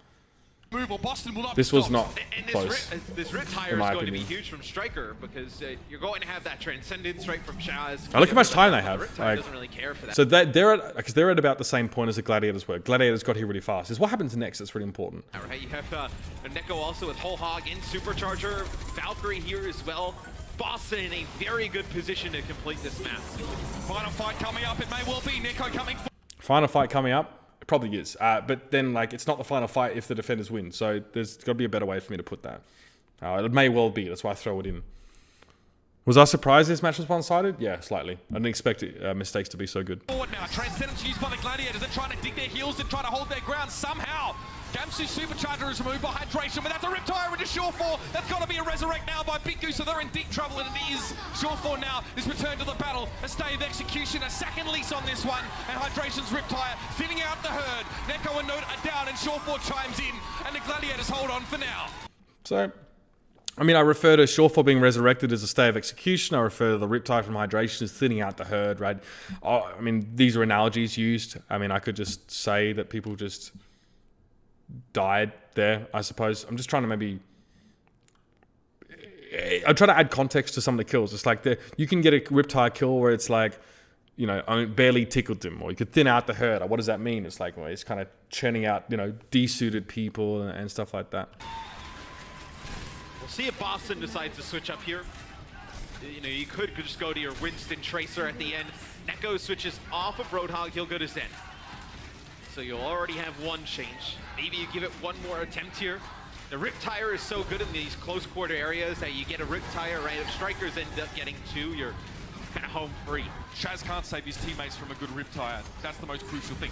Now with Neko just switching over to the Zenyatta. So did you hear that? So really important, like Shaz, if he had Transcendence, which he doesn't because he just used it, he can't save his teammates from a good Riptire. Once again, we're setting up expectations. So if you see a Riptire from Boston, which is still a little ways off, but it's important that you know that Transcendence... I say this once a cast, and I will keep repeating it, and people are going to hear it a lot, I think, that, you know, Transcendence doesn't protect you from burst damage, or burst damage doesn't care about Transcendence. So it's important to remind everybody that, like, you don't relax if you're using Trans and you see a Riptire come at you. Shaz is going to be ahead. He's going to have his next Transcendence. We just saw one on the point. Who have his next Transcendence? Okay, so I do mention that there was a Transcendence briefly on the point. Before Neko, most likely. You're kind of playing for the fight after, though, where you will have Trans in Valkyrie. When the other... So this is pretty macro from me and Matt. This is the discussion about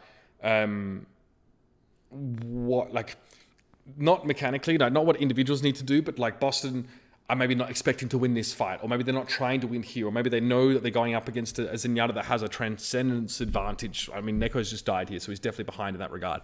So Matt's talking about, you want the fight after, right? You're not thinking about a fight in which your opponent has transcendence. You're thinking about forcing the transcendence out and then winning the next fight. And now the Gladiators don't have a margin of error here to hold on to ultimates, because, and you can see they haven't here, right? Ultimate, Bishu's been desuited, Shawfall's used Infrasight, because they need to use what they have at their disposal as soon as they get it. Because if they hold ultimates, don't use them, and they make a mistake, then the game's over, because the payload's so close to the end.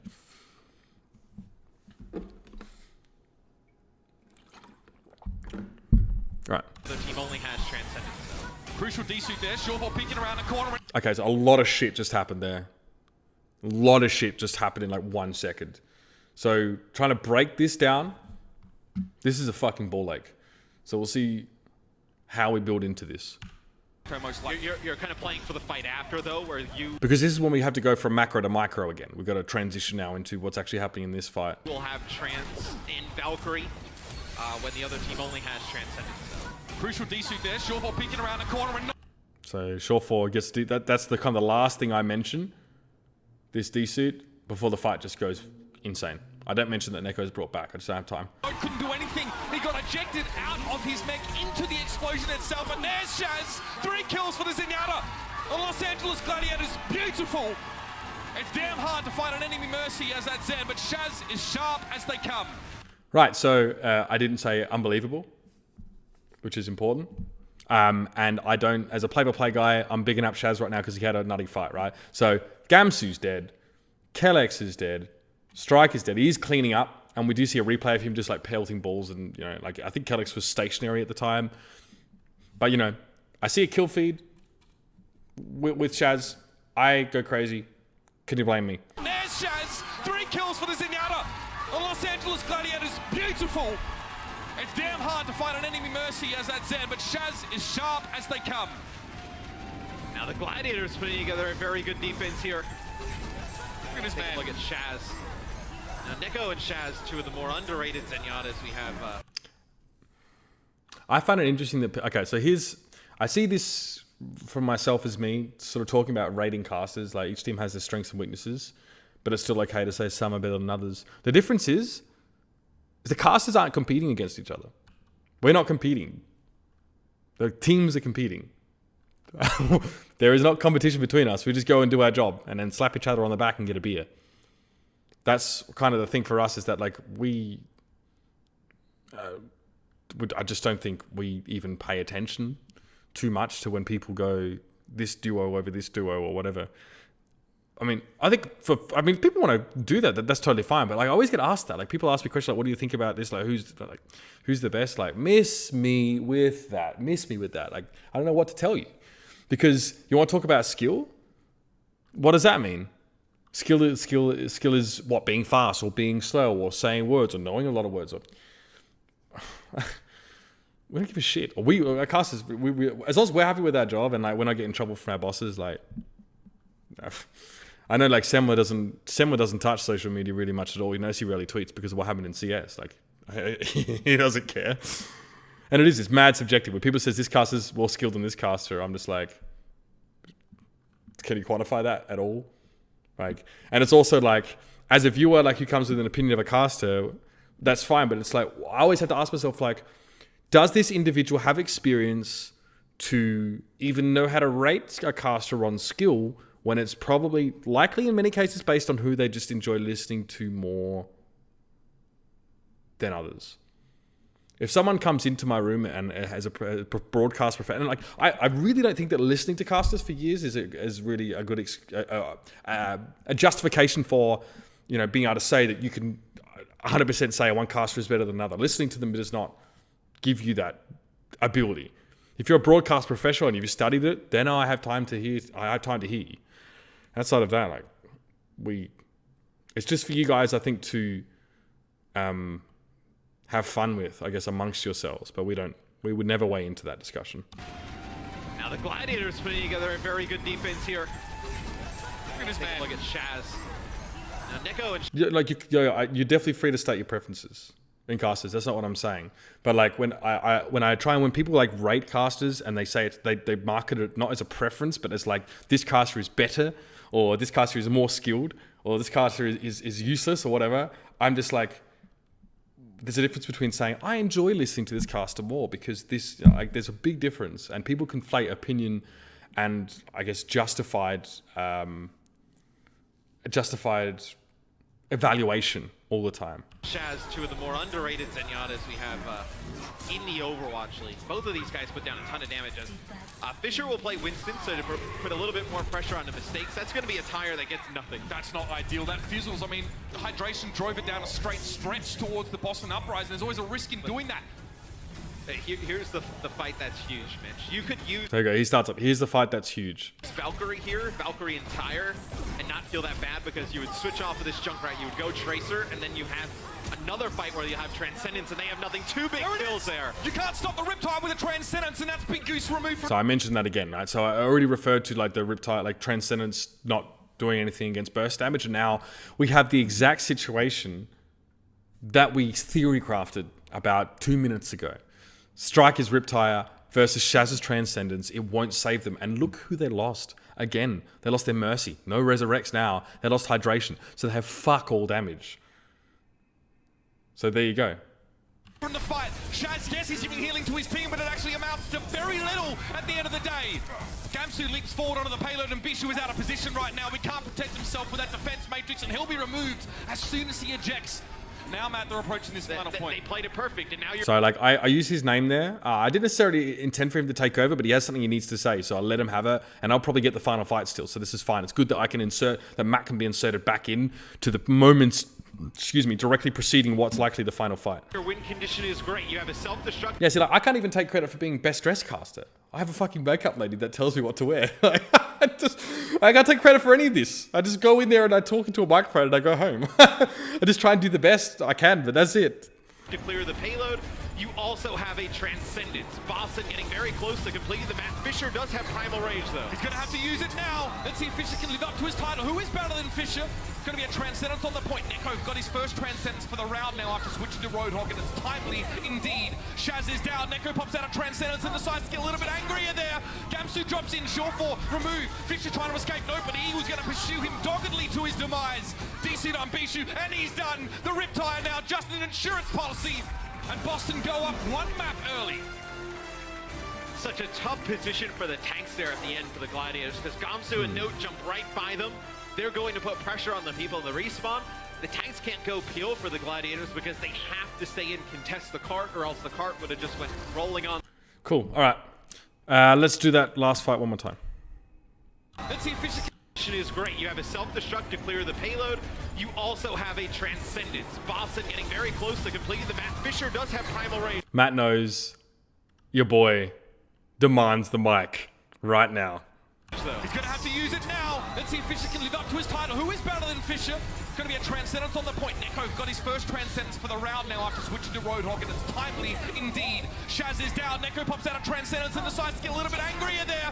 Gamsu drops in. Shore 4 removed. Fisher trying to escape. No, but he was going to... I mean, that's quite important because Gamsu, just like, without ult, was sitting here in the corner just killing Shore 4 and Big Goose. I didn't really have a chance to, like, bring that out much. Shoot him doggedly to his demise. DC'd on Bishu, and he's done. The Riptire now just an insurance policy. And Boston go up one map early. Such a that was tough fun. Position for the tanks there at the end for the Gladiators. I probably didn't need to do the who is better than Fisher thing. It doesn't really add much value, but... pressure on the people in the... John, if you keep trolling me, I'm just going to ban you. I see you, Meep. Then try and play games with me, son. Respawn. Call me big fan one more time. I'm going to slap you in the back of the head next time I see you. The tanks can't go peel for the Gladiators because they have to stay in, contest the cart. Yeah, I mean, I could have ended that question with Gamsu, right? That would have actually, like, tied up the loose end in that meme. Or else the cart would have just went rolling on through. Didn't have a really great chance there on defense towards the end. The camera in the fight isn't lacking because it... okay, so this is a difference of opinion now, because when I casting a final fight, I want to see only the payload. If you switch perspectives in that fight, I can't cast that properly because I can't give you an overarching view of the situation at all. it's totally reasonable to have a free cam on the cart because that's where the defenders have to go anyway. So all the fights happening around there. I mean, it's unfortunate we can't see everything that's happening, but that's actually mostly because of how the map is structured. Like there's these side rooms that we sort of can't see all that well. Now, if we change that camera view or if we switch between camera views in that fight, you're just going to have a seizure. Like you're just not going to be able to follow it. Like I'll show you. Like I'll tell you all the moments we could change camera views. So we could go to Gamsu right now, right? But there's also like a fight happening here on the payload between Fisher and Note. Getting very close to completing the match. Fisher does have. Okay, we could be Primal Rage now in Gamsu, but guess what? There's a Junkrat battle happening in the side room right now. Rage, he's gonna have to use it. Transcendence being used by Neko. Do we go first person on him? Probably not, but you can see something's happening here in the back line. And Gamsu's all the way over here. Neko's trying to back him up. Now, let's see if Fisher can live up to his title. Who is better than Fisher? Now they're back on the payload again. So we would have switched back to the payload. Fisher, gonna be a Transcendence on the point. Neko. Where'd that happen? I don't know. We would have had to have yet another camera angle for a different spot. Got his first Transcendence for the round now after switching to Roadhog, and it's timely indeed. Okay, like, where'd Shaz die? Not sure. He was probably back here. We could have been first person on Neko in that second. Shaz is down, Neko. I mean, there's kills now from Gamsu, killing Big Goose. And then Shaz is still getting kills. Him and Note are still doing work here, but the payload's being contested, and there's a Junkrat over here. There. Gamsu drops in, short for remove. Fisher trying to escape Note, but he was going to... If I get this view, I can see everything. Almost everything. I don't get it in first person, but if I get all those plays in first person, I don't see I can't give you the overall context of the fight. And you know what I'll end up doing? I'll end up doing the exact thing I hate that casters do, is read the damn kill feed. Because if I just read the kill feed, I just give you kills. If I don't tell you where things are actually happening,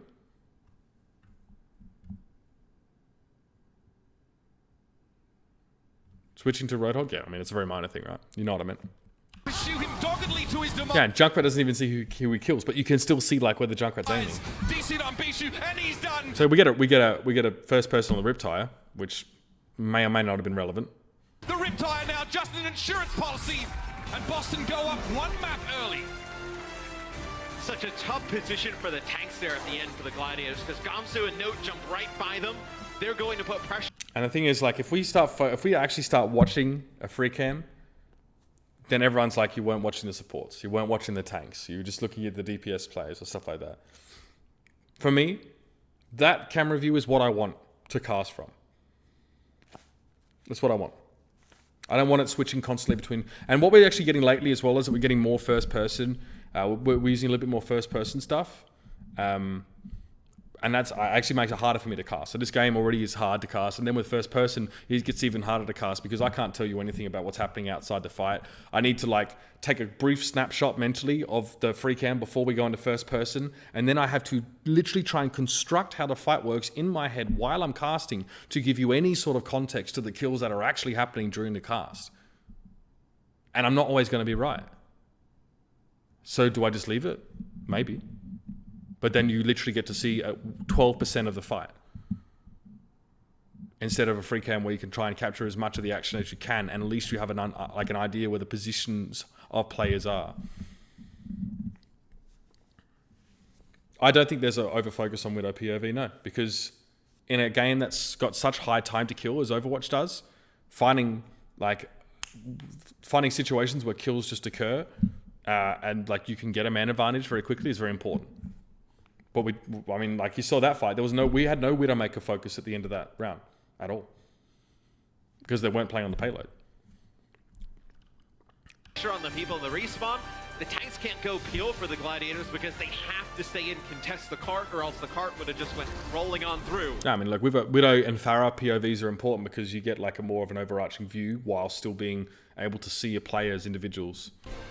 Didn't have a really great chance there on defense towards support POV is fine, but sometimes with the visual clutter, it's a bit hard to see still. Like you don't want to look at a Zen while he's trancing, or you don't necessarily always want to see a Zen when he's being jumped on by a Winston because you just can't see. A very good offensive attack early though, gets destroyed by Boston's defense late. Mistakes ending up getting more final blows than Shawful by the end of the map there, and staying on the Junkrat for the final stage. Worked out for the Boston Uprising. The 2K Riptire from Striker was important. Map 2, this best of 5, ladies and gentlemen, is right around the corner. Do not go anywhere. Rise up, fam. The Overwatch League is brought to you by Omen by HP. Oh wow, actually, the official PC and display of the Overwatch League. So I'm gonna take I'm actually gonna put water in this and not this stuff because it's got caffeine. And if I keep drinking this, I'll never sleep. Give me just a second. I'll be right back.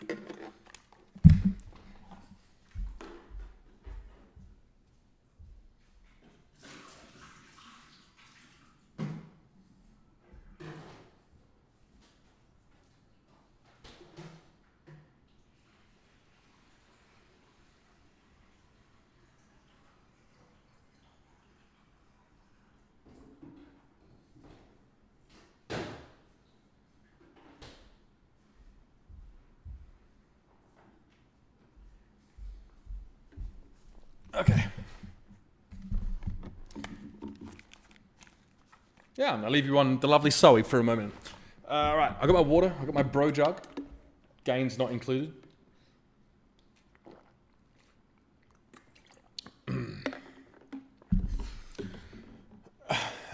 Okay. When am I gonna do a shoey? I don't think I'd ever do a drunk stream because I probably just offend a lot of people. I'm not politically correct person at all, and I'd rather not have any footage of me being super politically incorrect that could be exploited, I suppose. I don't know. I also wouldn't want to swear like too much. I don't know. Not like Sadakist. It's not like I'm gonna get drunk and say the N-word. That's not how that works. But I have a lot of opinions that I don't share because they're just not very well informed. And I'd really hate that being used against me. That's why I just try and keep quiet about a lot of them. Right. We can continue. Me and Costa in a shoey race? Yeah. I'd do it. Let's do it. Watching. My name is Zoe, and as per usual, I got to... No, look, my employer has a pretty strong PR stance. And as you know, there have been, things that have occurred around and in the Overwatch League that have kind of brought disrepute upon it. And I would very much like not to invite any potential for that to occur in my case. I don't think I'm a bad person, but if I got drunk, I just would have far less control over maybe what I said. And I don't think I would say things like we've heard from other casters in the past that have had them fired, but I'd also probably not just be that pleasant. So I'd also get really mad at trolls because I really dislike it when people just meme because they don't know how to express themselves. Memes are kind of fine, and you notice that I will use some in casts, but like when people just like, I don't know, trolls piss me off because pseudo-intellectualism makes me very annoyed. So I don't really think that I should do a drunk stream. Cool. To chat to the teams So prior he's from to Switzerland. this match. And I asked the Gladiators if it came as a surprise to them that the Boston Uprising decided to choose their team as their first opponent here in the playoffs. And Hydration and Big Goose both said, actually not really. It was kind of expected. Hydration called it the most logical decision based on their current map score. So they saw it coming and they prepared accordingly. So they're coming into today with confidence and with a game plan. On the other side, for Boston Uprising, No told me that before the Gladiators even Anyone pulling qualified, faces? they already had their eyes on them. So they knew they're going to choose the Gladiators. And so far, it's been working out great for the Boston Uprising. We're ready for map number 2. So we're heading back over to our Pastel Dream Duo. All right. Pastel Dream Duo, yeah, classic. That's A bit much nicer better. than Dumb and Dumber, right? I mean, I had someone nicer. say my hair looked like Marge Simpson, which I think I'm going to take as a compliment, not blue. Ah. I get it. It's all right. I did get it right. Huck said that, his team wanted a warm-up. I love it. They're already Love looking it. red hot out there. Mistake. Yeah. I have never seen this level of performance from Mistakes before a Widowmaker. This is astonishing. 15k damage to Shawfall's what? 9? Yeah, no. All right, so there we go. So we got damage numbers, but at least we're comparing them. We're sort of, comparing them across with each other, which is good. So it means something. I mean, if you look at the damage for 10 minutes, Mistakes doing about 4,000 more damage per 10 minutes. Finished with 30% of overall team damage, more than Striker who played Junkrat. for that entire game. Asher comes in for hydration, so that tells you they want to have this Tracer the entire time to chase Striker around. Now, we've seen a little bit less of Asher this season, and in fact, Nails are on he's point. the only player on the Thanks, Gladiators bro. with like I guess a negative map win rate, which at 41%. The rest of them obviously looking pretty good in that regard. So what I just did there, I just refer that like Asher has he's the only player on that team with a negative map win rate. I mean, I would say like the highest map win rate on that team is probably not much higher. I think what the Gladiators was 6-4. So, but it's worth pointing out that obviously the majority of maps that Asher has played in that have actually been losing ones, right? We did see less of him this series. So we've already got a story set up for us, right? And this is actually something that we planned earlier on in this in the day that we met with production. We're like, Asher probably comes into this series somewhere, but you're using a player that perhaps has been underutilized by the Gladiators in this stage in Asher, and you're putting him up against Striker. How is this going to go with you? Are you going to try? Is he going to try and play the same game against Striker? We have a green screen in the caster box. Yes. So we have seen bits and pieces of him. Obviously, he's brought in that Tracer. He's got to stand up against Striker. That is a big task for a player, especially who hasn't got a heck of a lot of game time this season.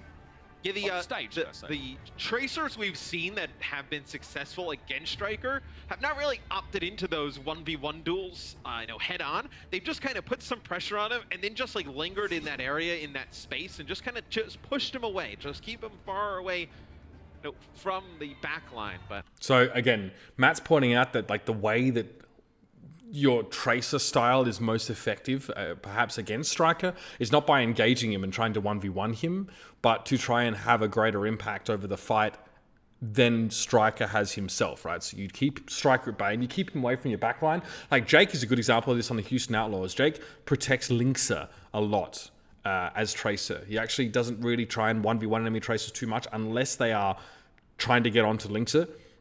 Great example of this would be San Francisco versus Houston on Volskaya Industries when Houston were defending on that first point, and you can get a really good idea of what Jake is trying to do and the difference in style that he was bringing in that game. Asher is a very aggressive Tracer. He's a lone wolf, whereas Striker loves to get in the thick of things with the rest of his team and really be running around payloads in these fights. I think Asher is an aggressive 1v1 Tracer, and who also just likes to dive on enemy DPS players. Do I lift? Yes, I lift. Oh, yeah. See the Gladiators Tracer player dies 23% more often when they play the Boston Uprising. Is that just Asher? I suppose. There you go. So Gladiators Tracers players die more often. So we already have like something built into here, right? Who on the Gladiators plays Tracer? Asher and Shaw for. Gladiators Tracer players die more often when they play the Boston Uprising. So now you should already have a stage set now. The Tracer battle is going to be very important here. And historically, this has not favored the Gladiators. In fact, they played worse than average against this. Shaw played a bit as well. Yeah, you've seen maybe they played No, I don't think that this is still a fine stat quality because you're using a player's average deaths and against a different team. Your sample size is big enough because you're not only examining games that these Tracers play against that enemy team, but you're examining every game this Tracer plays and then seeing if there's a significant difference when they play a specific other team. And if there's a trend there, we have 3 matchups between Boston and the Gladiators prior to this to draw from. So you can actually use that data and make an inference. And it doesn't have to mean anything. It doesn't have to be something that you put money on. But it is definitely flavor, and it sort of gives you a feel for what kind of difference you could expect to see. Thinking back to the match now. Yeah, here you go. I mean, my hate is the J lol KE meme. It doesn't mean anything. Like, it doesn't actually fucking mean anything. It's just a shit meme. They didn't play Silk Thread, but just Asher and Sherpa. We're out of the gates here. Boston Uprising in the blue.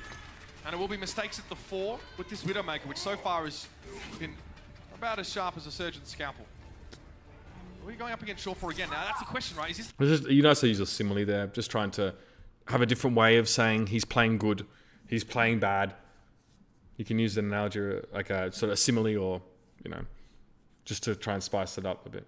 the kind of player who will, brazenly opt into the 1v1 against Shore 4, or just put pressure on the rest of the Gladiators, put pressure on the healers to try and, make up for the health that they're losing elsewhere. So we're talking stylistic play now, like asking about what do we expect to see from Mistakes? What is his angle? Like, how is he going to approach these fights? Will he avoid Shore 4? Will we get those 1v1 Widow battles, or will you just see him try to just nail supports and actually avoid playing against Shore 4, try and stay away from him?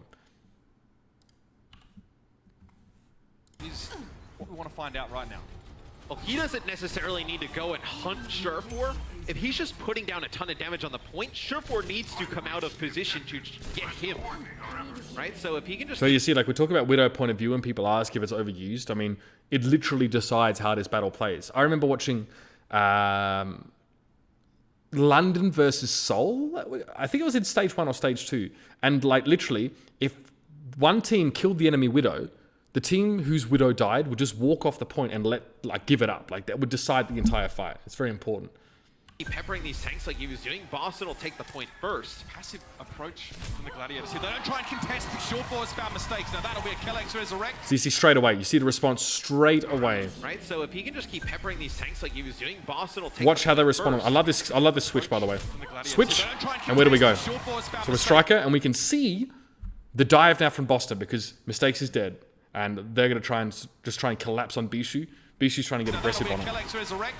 If I've ever seen one. Because what's going to happen there, obviously, is that Boston are going to try and resurrect Mistakes, right? Puts Kellex out of position. It means they might be vulnerable elsewhere. So I really like Boston's response here, being ready for Fisher to jump on them on this outside area. But in the meantime, the Gladiators are trying to apply some more pressure, but they've lost Bishu's mech in the process. A little bit of mobility, a little bit of burst out the window. And Note's found Asher as well. Somehow he's got himself tangled up with a Diva mech and removed. Mistakes, though, down for a second time running. Yeah, but they'll just play the point here, Boston. You just have Striker just kind of dart back and forth. Just waiting for another pick from Surefour. Yep, there it is. Get it on the guns. It's almost like you knew it was going to happen, Matt. Yeah. In the absence of Mistakes, Shore 4 is allowed to be unleashed to a degree, and he has an infrasight already. He pops it immediately. That information is important, so Shore 4 can see where Mistakes is coming back from. So you can see how this is a good start for Shore 4 against Mistakes. So he's ahead on infrasight, and you could see the impact he had. And I said, with Mistakes dead, Shore 4 can do a lot more now, right?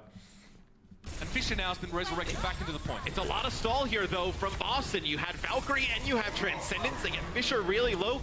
He's forced to use Primal. Oh, Striker! Even if you lose this fight, though, you've accrued a decent amount of percentage. That's the thing, right? Losing that first fight, or giving away the point first in some cases, is not ideal, considering how... Obviously, it's not ideal to not have the first point, or to give control the first point away initially. Could have worded that better, but we're pointing out because you can stall so easy, right? You stall this map for so long. Like, Boston got 58% because they got the point first. At this level of play, it is possible to maintain control of the point when you... I can't comment on patches or what we should expect, like, from the patches in Stage 4. I don't know. You have already lost the fight. Keep 1, 2 people on there. Just get that percentage continuing to tick up. The Gladiators spent a heck of a lot on winning that fight, and they come into it now 55% to 10. And for Boston, you'll have... So, Gladiators spent so much resources just to get Boston off the point that they use ults like Shaz's Big Gooses. I mean, the saving grace is that Neko and Kellex also had to use their support ults anyway. But Mistakes gets to start this fight off with an infrasight. If that gives him the edge against the enemy Widowmaker, then that could just be a Boston 1 fight. If Shore 4 dies here, for example, it's not that bad because a Big Goose can res him and still stay in cover using this. But what is to stop Gamsu from just jumping on him? Primal stopping Rage, the res or have your killing the Mercy. So you think with Infrasight, now you gain all this information and make sure... Do I get tilted while casting? Sometimes, if the games are bad. Or, I want to say like... But we don't show it. Oh, and if I do show it... Actually, I have shown it before. I think I showed it in a Dallas Fuel game, where they just C9 for no reason. A non-factor in this fight, but it makes it very difficult for him to peek and get anything going against Mistakes. Let's see if Boston tries to take advantage of this infrasight, get a pick. They get Fisher weak, he's forced to jump on out. Now Mistakes turn him Fisher over there into Swiss cheese. Shots have been ringing in from the Widowmaker, but that's a good self-destruct removing Note. A team effort there between Asher and Bishu to ensure there would be no opportunity to regain the mech. Kellex is so ballsy. He's brought Note back, but Mistakes has gone down, so now Kellex can't bring his team sniper back. Yeah, but now you're seeing Surefour start to dominate, Mitch. There's 6 limbs, 5 final blows here. You say that? And he's just going to get pushed out there. You say that. They also force Transcendence here. So I know the Gladiators going to get a little bit more percentage here than Boston this fight, though. Oh, Bishu. Oh, he's getting out of dodge. I don't think he's going to escape. No, the D-suit there, and he will just be welcomed into the warm embrace of Gamsu. Yeah, it's a bit of a tighter hug than he might have preferred, but you don't have a choice when it's a big old monkey. 65 to 56, so Gladiators now at least even the score, but they come back into a Boston Uprising squad with positioning advantage and the Valkyrie ready to rock. But here's where you get into a dangerous position, because both teams will end up using Valkyrie. That extends the fight, you know, just by the nature of more healing, right? Everybody just being topped up on the point. You're already at 70%. Both teams... So basically Matt's pointing out that because the Gladiators has control now and there's not a significant ultimate advantage coming into this fight for Boston, that it will be difficult for Boston to retake the point before we get to 100% for Gladiators, which is true. So picks need to be very good. Let's use Valkyrie. We're looking like 85%. This could be like the final fight when it's all said and done for the Gladiators. Look at this Fisher getting pounded by mistakes. A lot of pressure from the Boston Widow to try and shut down arguably the centerpiece of the Gladiators lineup. Their star player in Fisher. No, you see the Fisher's getting pounded by mistakes a lot. So and you see it actually happen later in this round. You see why it's so important that mistakes keeps Fisher honest by keeping chunking him down. Low. And this is what we mean about mistakes not necessarily wanting to fight Shaw 4 all the time and not wanting to go into those 1v1s, because Shaw 4 has won the last couple of those that have happened. He can't play as aggressive. You see Fisher jumps in over the top. So there you go. Mistakes actually kill Shaw 4 there, which is big. Up there, that goes down. This time Mistakes finally wins out the battle against Shaw 4. And I pointed out that was the first time he'd won that battle. I think it was in the round. Surely a good omen. See you, Warhammer. Boston Uprising in this fight with Bishu now removed. Shaw 4 return to the fray, but here's Striker. That pulse bomb is going to be very important. Fisher might have his name on it right now, but Fisher didn't get away. So you see that? So before Fisher jumps... Surely a good omen for the Boston Uprising in this fight with Bishu now removed. Shaw 4 return to the fray, but here's Watch Striker. Fisher. That pulse bomb is going to be very important. So he's half health. He's half health. Striker's pressured him down. You see why Striker... Have you seen Striker go looking for Asher? Not really. Or maybe it's because Asher hasn't been trying to fight Striker that much head-to-head. But, yeah. Fisher, as fuzzy as it is half health. You watch what happens when he tries to dive mistakes. Fisher Still low on health. might have his name on Dead. it right now, but Fisher didn't get away. Mistakes hit him in the head. Fisher didn't turn away. He didn't do a... And then Mistakes gets shot straight after that. And here's Shawfall now. And you can see the position that Shawfall's standing in. He doesn't intend to try and fight Mistakes right now. He wouldn't be standing here otherwise. If he wanted to fight Mistakes, he would be not in this part of the map at all. But he's been forced here. You can see his team's all here. He can't do anything about Mistakes now. And the Striker gets to start flexing on nerds. Butt dive, and so he copped a full damage headshot from Mistakes. Oh. He's so good. So good. So, I mean, he didn't... What is so incredible to me about this is that he didn't necessarily... the pulse bomb was overkill because Shawfall was so low, but he knew that Shawfall was just going to get healed by Big Goose. So, just stick Shawfall. Big Goose is going to be next to him, isn't he? And in the meanwhile, that Mistakes has already smacked Shaz. He's so good. He's such a good player. And that's a huge pulse bomb! And I'm popping off now. I'm like, you just got fucked, son. That is... like, Striker not only sets up the kill on Fisher by getting him to half and the Mistakes just hits a shot. To be honest with you, Fisher didn't butt dive onto Mistakes. He didn't turn away from him, which is probably something that he should have done there, because he might not actually have died immediately. He probably would have died anyway to the Widow's Kiss, but, you know. Striker can't ask for any more than that. Getting the Mercy and the Widow in one go. The round was already done by that point. No, I haven't cursed on cast, I don't think. It's different. My God, this guy. To be honest, the round was done when we were at about 85%, I'm in a different mindset when I cast, so. and it's Mistakes who takes out Shirt4 to kick things off. When he wins that first battle, that pretty much is a ball game for me. Mistakes, I mean, this is incredible. And we saw Fisher try and jump on him. Yeah, headshot. There it is. We get... oh, it's so spicy. Discord orb. And then he kills Shaz, right? That Neko left his signature. The use of that, and Shaz I on the remember way that. down. That's so This fucked guy. up. So Boston... I mean, Jump it's on him. good, Yeah, right? headshot. Discord orb there. Notice that Neko left his signature. Yeah, The that's use sick. of that, and Shaz on the... My favorite team is Philadelphia. Is it hard not to cheer them on? No, I mean, it's a different mindset when I cast, right? I'm not being biased when I cast. So way down. This guy. So Boston right now going into our next point. It'll be Lighthouse. It looks like Shirt4 will play McCree. you want to look for my casting of Battlefield 4? Oh god. Search YouTube ESL 1 Battlefield 4. And you can find the qualifying cups for the ESL 1 tournaments. Yeah. Favorite team to cast. And New York, because their tailored strats are so fun to like unpick. Not a Widow-friendly map, by the No, way. not a Widow-friendly map. They don't really love to play Genji. Okay, so I thought Mistakes was hovering over Sombra for a second. He's a very good Sombra player. I think Boston's going to play some Sombra throughout the rest of this day. I think that hero is going to come into play for them at some point. Not right now, though. Yeah. Well, it's going to be a showdown at noon, Matt. The two McCrees. Again, McCree, a hero you need to protect very well. He does not have the mobility to avoid dives and even dealing with traces sometimes. Yeah, so I point out like why, like how McCree should change her approach. What's our setups? Well, we have a program monitor, which is what you see, which is what I cast off. There's a top-down map that me and Matt both have screened separately. We have a stat screen. We have like a 4 screen, which has like different observer POVs.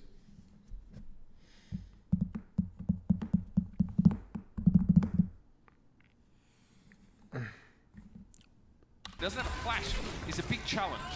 Mistakes right now is just going to keep Vishu honest. A couple of shots across the breach. Both teams are People are creating a problem with Seminole where one doesn't actually exist. He makes less mistakes than I do. Enough. set up these fairly well defended positions now.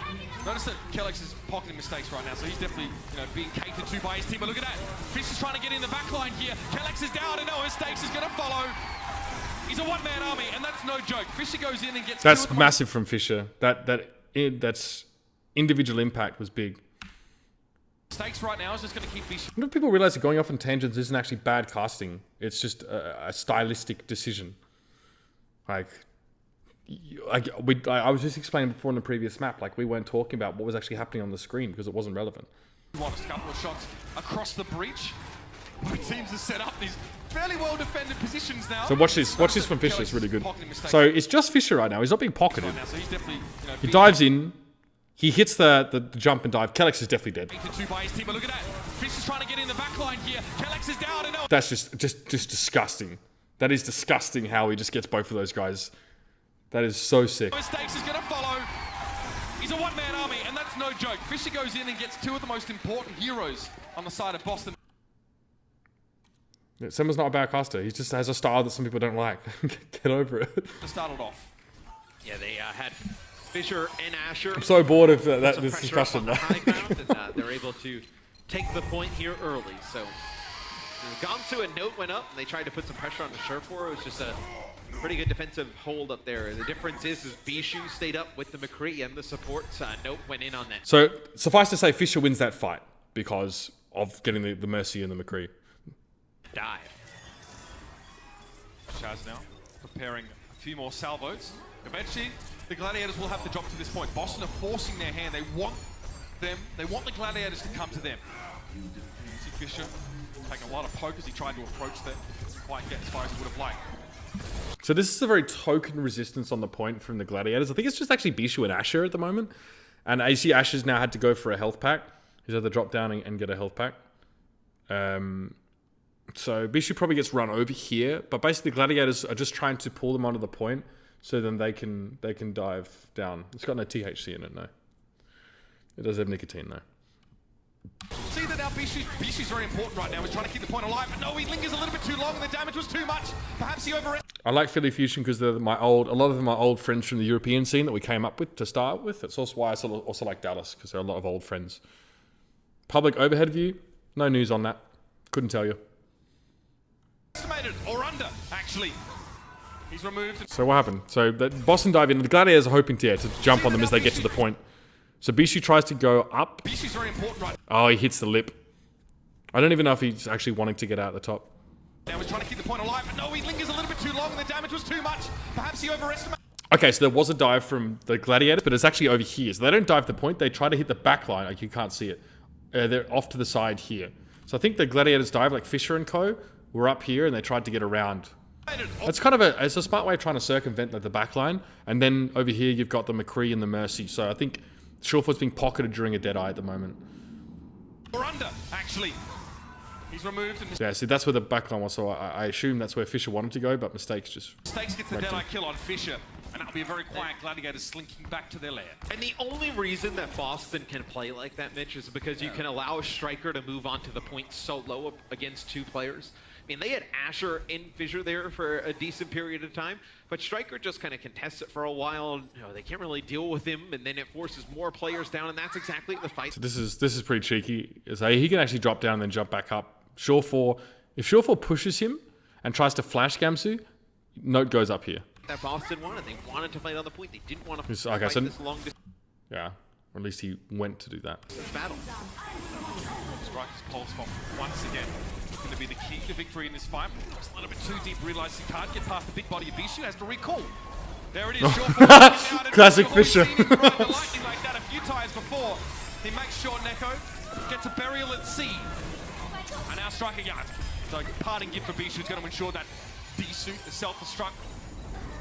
No one being found by that one. As Shaz is brought back into the fight. The Gladiators are still very much in this one. Yeah, getting rezzed into a trans is pretty strong.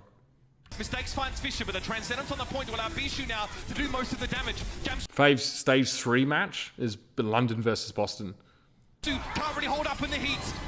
Bishu getting up in his face, and those autocannons really hurt at close range. But Surefour's removed Kellex now. That McCree for the... So I'll be honest with you, this fight's been kind of hard to watch. It's been kind of hard to follow. But we saw that trans right. When it's been free count, I thought it's actually been quite good. Who's going to ensure that... So like, I don't know what's really happening on the point right now. I can hear the res. Self-destruct. No one being found by... So this angle's good for me, right? I dig this. This is exactly what I want. That one, as Shaz is brought back into the fight. The Gladiators are still very much in this one. And even then, it's hard to follow, right? Transcendence on the point to allow Bishu now to do most of the damage. So I can kind of follow that. Really hold up in the heat. Bishu getting up in his face, and those I'm starting to really hurt at close range. But Surefour's removed Kellex now. That McCree for the Gladiators starting to pay off. It's a little bit tricky to cast. Number, but Neko actually shuts him down. But obviously I managed to cast it okay. But what a turnaround now. It's going to be Asher trying to stay alive, but the Discord Orb made it hard. Striker gives him a slap to the back of the head. So it's like, if you want to see like that first person perspective, it's fine, but it is hard to get an idea of how the actual fight is going. And this is why, by the way, that teams weren't even that good. Teams have improved drastically since the Overwatch League, and one of the reasons is because you can get VODs and overhead views of these maps, so you can actually see why you lost or why you won fights, because you can't see too much from like. But we have to mix in this first-person view. I'm just saying you can't see that much from it, and then there are people that are saying you don't watch supports enough.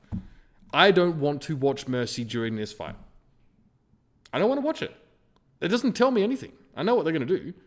I could watch a Zenyatta, not while he's trancing. But guess who's doing a lot of the work? Striker is doing a lot of the damage. But, in fairness, a lot of this is popping up. There are a lot of Discord Orb assists going on from Neko, who in my opinion is one of the best ends in the league.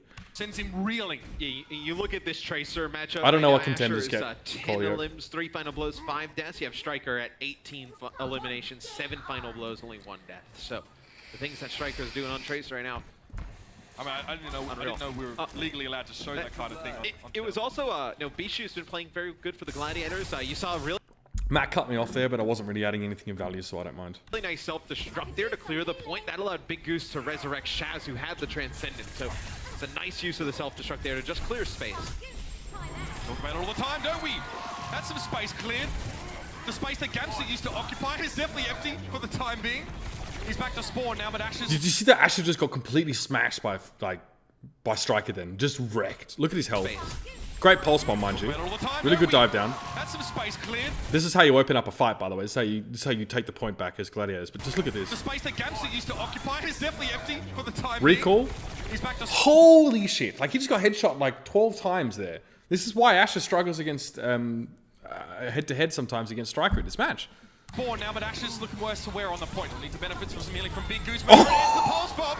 Asher falls back. Did he get stuck with that? No, it didn't say stuck. Big Goose to This is what confused me when I first saw it. To occupy is definitely empty for the time being. He's back to spawn now, but Asher's looking worse to wear on the I think he got stuck. point. Need to benefit from some healing from Big Goose. I don't know. I think he got stuck. But it didn't say. It's always a bit shameful, you know, as a Tracer dying to an enemy Tracer's pulse. It might have been to taking do it in your opponent's head, and Boston Uprising have got the download on the Gladiators thus far. You know, like, a Tracer getting another Tracer with a pulse bomb was like the ultimate... You know, if people... I know a lot of people who don't want to see teabagging anymore because they think it's toxic or whatever. Obviously, I disagree with that, but if that's like the equivalent, right? That it sends the same message. It's like, you just got dominated. Yeah, he might have gone for Bishu. Smug City for Boston. Oh, Gamsu, no one doesn't like him.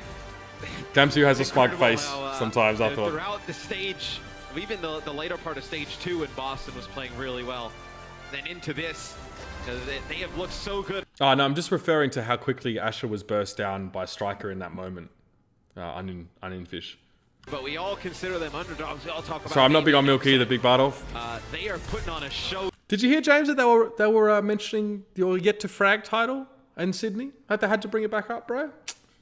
Rough, isn't it? Here today against the Gladiators. These first 2 maps have been dominant. This is the Uprising. We're going to need to see if they're going to take down New York in the final, but that's a complete other story. One last chance for the Gladiators to hold the Uprising at bay, otherwise it's all going to be over. We're hoping for a shields up in a long series. We'll be back after the break. So, obviously that's the map's about to finish. It comes down to that final. It is bloody rough. People tweeting you. Yeah, it was rough. I remember casting that match though. I remember when you got your first kill. I made a hype up in that bit. How did you put it, James? I lit it up in that bitch. I'm pretty sure you said that on cast in that same event. Those are the good. Yeah, I miss those days, James. I do. That was in Cologne. That show match. They're the events. They're the CS matches in the stadium that I got to cast. I got given the show matches. Throw me some pity scraps. All right, let's look at the end of the series. Hey guys, how's it going? Hey Today, guys! I'm going to show you my awesome.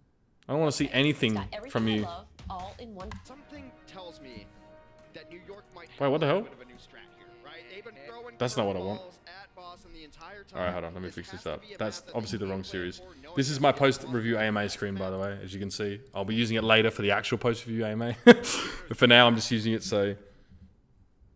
there it is. There it is. All right, all right. All right. Well, that one. This is the perfect segue. Thank you, Malik, for that. And he's dead right.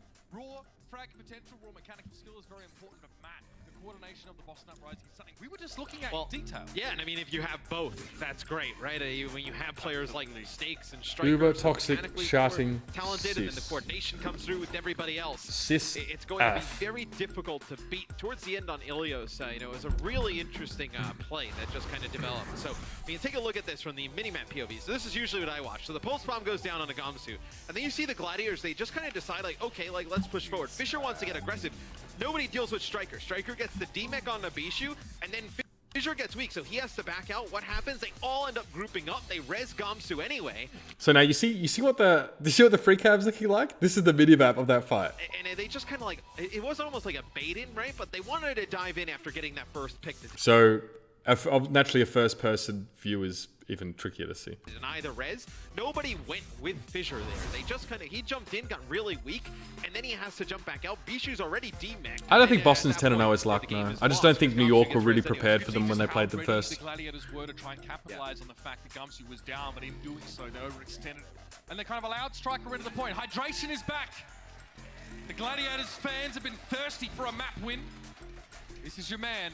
It's got to be now or never, though, Matt. This is the shot. So, Anubis is a very good map for the Uprising. I'm quoting Noah Winston there, for those that maybe aren't aware. 4-1. The one loss to the London Spitfire. And we know the dive that London can bring on a map like Yeah, I mean, it's pretty bad if your player comes in and he's yawning, right? I didn't even think to bring that up. this. You have Prophet, who's just incredible on so many different heroes. Primarily the Yeah, I have to use the minimap to see who's hacked, especially from EMPs. Sometimes we have seen the Gladiators. But like, when it happens, I just usually yell out who got hacked. They get players stuck Oh, is it too low? behind, Soz. and they're starting to flank or whatnot. You can't let that happen here. You have to put together. If the Widowmaker comes out for Boston, which it looks like it does, the Orisa as well. See you, Do you Houston. even play Widow Thanks at for the watching. start here, or do you just try and play a dive? That is the question. Yeah. I think if your mistakes and you've been feeling so good about playing that Widowmaker, you know you've got Gamsu to sort of be protected by and strike a consistent damage output, you're definitely not going to mess about, right? For the Boston Uprising, this is still a very important map to win, I figure, right? Yeah. But because if we go to the next map, the LA Gladiators could potentially take this to map 5. Wow, he's teabagging. He's teabagging inanimate object. Sexual assault. For the next Blizzard World is in this pool. Yeah, they're not They adding make the it series. there. The Gladiators have had an exceptional Blizzard World record so far. That would be where they can really get to the Uprising. But now, to do that, they have to be the Uprising on one of their best maps. Temple of Anubis, and here come the Gladiators. It is last chance saloon for the boys in purple and white. Yeah, right away they switch. So they see the Orisa, they know the Widowmaker. They're going to have Surefour play Tracer here. Hydration on Genji. Let's see if they can coordinate this. The hydration is a very good windmare here for the Gladiators. It'll be Shaz who gets picked. This will get raised though, so not too big of a deal. You'll get him through the choke. It was a Holtz, of course, used there by Gamsu to pull Shaz back out of the tunnel. Now, I managed to catch a glimpse of that on another monitor. I saw that there was like it was a halt, sorry. And allow them to get that kill. So Mistakes now knows he'll be dealing with a Genji and a Tracer. So if he does get left upon, he'll need to be very, very quick in getting across to safety. On the high ground, still controlled by the Boston Uprising. Bishu's taking a bunch of damage, but they've managed to pick Neko off. So this is an important POV because Mistakes is the one that they should be killing first, if they can. But Mistakes pulled back very quickly because he was feeling threatened, yeah. That's the start they're looking for, but losing Big Goose definitely doesn't help them at all. No resurrect potential now for the Gladiators, and Striker's just staying alive. Look at Mistakes, the tandem, the 1-2 punch. Oh man. Stand down the man. Through skulls. It's cheeky from the Boston Uprising. You know, they have Mistakes set up on that high ground, and the Gladiators, you know, the Widowmaker is so often set up here. They jump up on top of there, and who's there? It's Striker getting damage boosted by Galax. It's not the person they wanted to jump on, then the crossfire from Mistakes happening. They almost made it happen. That could have gone either way for Boston as well, Matt. They lost Neko quite early on. You see that little flick there from Fisher? Now he's doing a butt dive, so he doesn't get shot by Mistakes. It's hard to see, right? But you can see it. You see the little twitch he makes, turns his head away. They almost made it happen. That could have gone either way. So it comes up here. If you haven't seen it before, look out for this. See that little twitch there from Fisher? Mistakes was too slow anyway, but you can't charge up your transcendence throughout. obviously this is hard. It's really hard for D.Va to play this part of the map because her headshot hitbox is directly in front of her. So it's very difficult to obscure that because if you turn as D.Va while you're boosting, you will just turn in that direction, whereas Winston doesn't change direction in air if he turns away. A fight, which is a big missed opportunity. And normally the Widowmaker just wants to get the Winston or the D.Va down to half health before they can jump onto that first ledge, and then the Junkrat usually takes the rest of the brunt of the damage. He gets rid of the tanks. But there you go, So this fight should be over. That's a dangerous spot to go for a resurrect. Now you'll see the Boston. And you see, like, they haven't even bothered going in. The Mercy and the Zenyatta. Quite often, Zenyatta's get stuck outside this doorway. So Boston have a solid play here. That with Big Goose to come forward, he would be taken down. I mean, Yeah, once you lose Bishu, you can't even try. And you can see what Mistakes is doing right. He's just wrecking them. They need to deal with mistakes. The 56% scoped accuracy. But how are they trying to do that? That's a great question. You know, we saw It's not him rocket jump science down what he's the doing. whole Like, idea he's of, just sat there. tanks in the mix, right? A lot easier to hit these shots, but the crit accuracy isn't that high. Always Fisher floating around goes in over the 50%, top. but still just land. Doesn't take much. Like, this is good. You hear that sound from Bishu, the bloop, bloop, bloop, bloop. He must have blocked a shot, I think, that would have otherwise connected with Fisher. So that's really good from him. But look at this. Immediately, you hear the headshot, right? So now, Fisher has got to the platform. Bishu is there, but they're both pretty hurt. And if Striker could almost kill them now with a couple remote mines. Landing shots. That's a big headshot as well. So they're trying to force Gamsu back. They're also trying to pressure this shield, and Hydration's trying to work on this left side. But they're losing the damage battle so nasty. Look at these health bars. Bishu's about to get desuited. Fisher's done well. He's been pocketed, I think, and kept in the fight. But Gamsu's not really feeling the pinch, right? Because the Gladiators can't play a Junkrat. They have to try and somehow get Hydration in there, dashing around. And I would assume that Surefour is playing on this side of the screen, or he's gone main to try and harass supports that might be playing on the point itself. Playing Bishu low, an early desuit. You better believe it. There it is. So he was up on that high ground, and Surefour did get a pulse bomb. So they got rid of Gamsu. But Bishu gets desuited as a response. So that's a pretty worthwhile trade if you're the Gladiators. Like, you take these. And especially because Gamsu was hoping just to really push them back. But so this is now a sequence which Mistakes hasn't been able to have a big impact in because Fisher and Bishu got onto that platform and had a bubble. So Mistakes is like, what do I do now? And then Surefour got in like he was supposed to. This is how you sort of break this staggered two-stage defense, right? But what's to stop, my question to you, what's to stop Gamsu from just getting rezzed? Now that Mistakes can overlook Kelex's position and protect him if he gets dived on. Short for double pulse bomb though. There's an opening, so it's a 1-for-1 essentially. Mitch is still alive, but he doesn't have any mech to work with. Hydration. So there you go. So Hydration gets picked off, and Mistakes realizes he has about half a second before he gets dropped on by the Winston. But look at how low Fisher is now. Look at his health change between these two. I've gone back 10 seconds. Look at his health change. Well, playing Bishu low. An early So Fisher, still, Bishu gets desuited, right? Acceptable. You see the pulse bomb from Shore4 just You connects. better believe it. Hydration just loop dies here, so. Essentially, Bishu's still alive, but he doesn't have any mech to work with. So Hydration's dead. Deflect. And in that jump, Fisher's been taken down this much health, and that wasn't Mistakes. But it runs out. Mistakes finds the perfect opening. So Fisher now hits the ground, and guess what? It was probably Neko, actually. It was probably Neko just wrecking him. Because you've got dispersed threats now if you're the Boston Uprising. Neko can sit at the back here and Mistakes up on this side. So who do you go for if you're Fisher? I mean, do you jump on a pocketed Widow? Or do you jump on a Zenyatta hoping he won't be pocketed forever? What actually happens is that he doesn't actually get to where Neko is. And look at his health. He's dead. Because there's peel and follow-up from Note. Remove the Genji from the mix, and See ya. Fisher can't survive. And Big Goose on the gets a point. resurrect on Hydration, which means little. Because Hydration now probably has to go for a play with a Dragon Blade. Shaz can't help him with a Transcendence from low ground if that's where he wants to go. And guess what? I mean, if Hydration pulls the blade, Note would come up from the low ground, down on the left, where he is. Big Goose does So bring Hydration can't do back, much at and all. There might be Swift Vengeance now as he has a Dragon Blade to work with. Okay, he has the He's trans, so he's to playing back low up. ground. It's go time for the And they're going to wrap all the way around this backhand side. But Bishu's been taken down, so he won't be returning to the fight. This is Striker, I think. So a pick here on Striker is pretty big. Gladiators. They're trying to find Striker. Oh, this is so fucked. Okay, so now you're chasing Striker. You use Transcendence. You're using Transcendence here just to get into position on the point. So Shaz has used that. Hydration's there, and I think Shore4 joins them. So 3 players, 2 DPSs and a support. Point.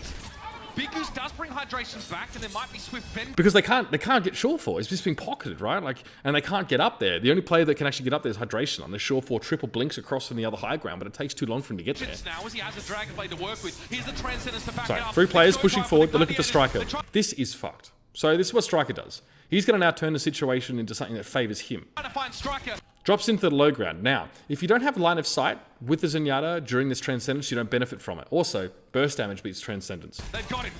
Yeah, but they're forced to use a Shore4 dies Transcendence and move immediately. on in, and Bishu doesn't even have a mech. They're just trying to. Then Striker comes out and kills Big Goose, and now Gamsu and Note have returned. So Striker stays alive long enough for his 2 tanks to join him, and not only does he stay alive, he gets 2 kills. Because Big Goose was out to dry. It was just Big Goose and Shaz by that point, because Hydration left them to try and challenge Mistakes on the high ground. Now maybe if Hydration stays and challenges Striker with the other 2, maybe you get something done here. I'm not sure. Use it to keep him alive. But you get fuck all done. A Striker is still alive here in the back. Are He you picked up kidding me? 3. That's unbelievable. Make it Okay. I've used Unbelievable twice now in this series.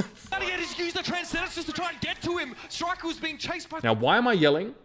I'm yelling because the Gladiators just got fucked 6 ways from Sunday, and there is probably no way that they can do anything else exciting for the rest of the round. That was it. And so I'm trying to convey as effectively as I can, how important this is. And I'm like, this shouldn't ever happen. And now, you notice that Matt had the call here, right? Here's the Transcendence Oh, to did he? back it up. It's go time for the Gladiators. They're trying No, to I find had the call. Striker. They've got him.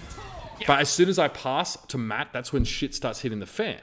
They're forced to use the Transcendence and move on in, and Bishu doesn't even have a mech. They're just trying to use it to keep And Matt's got a good level of excitement here. him alive. Striker? A Striker is still alive here in the back.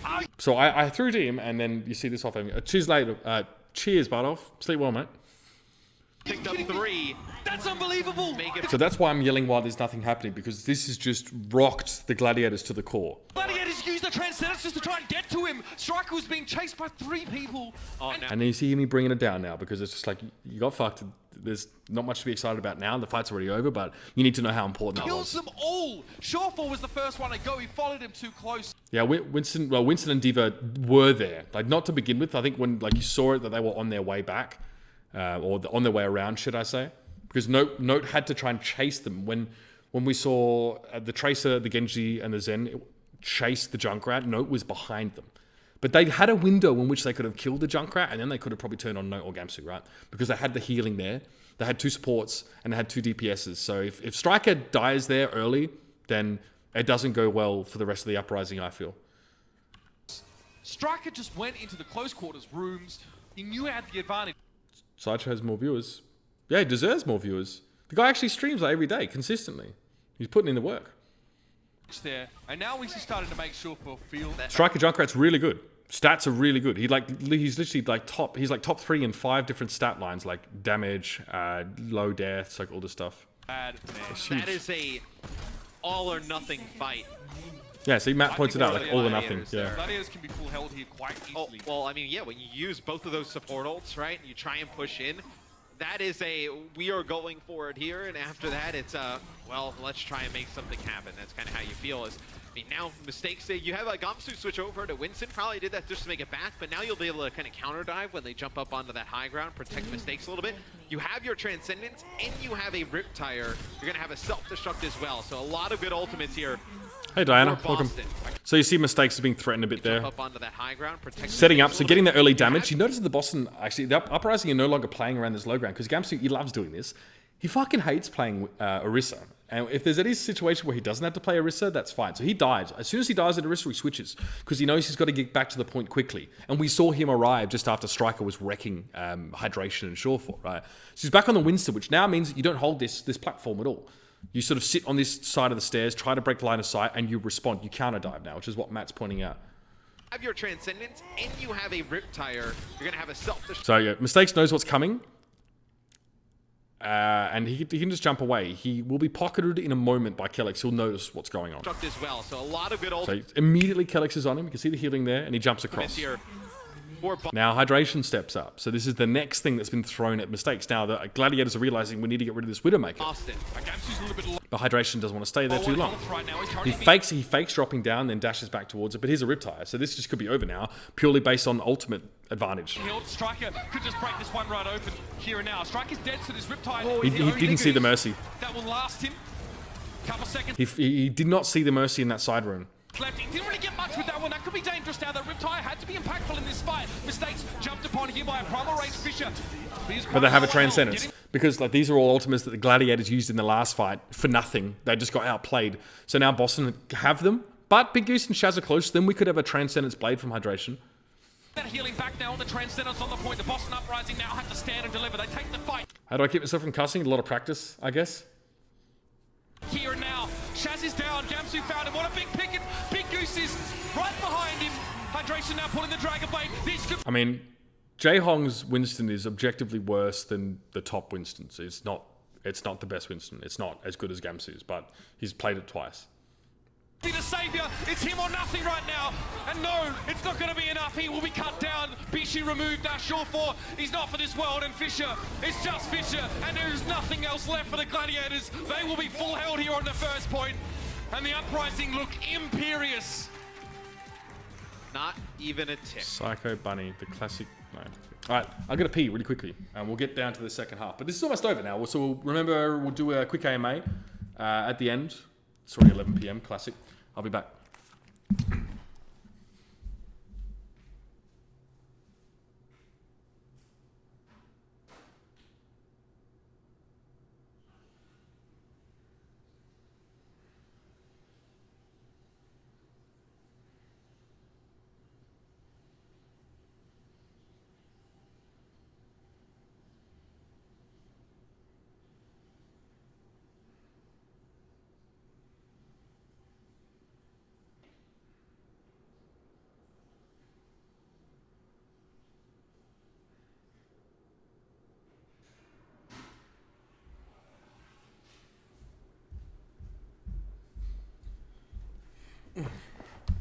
Okay. Okay.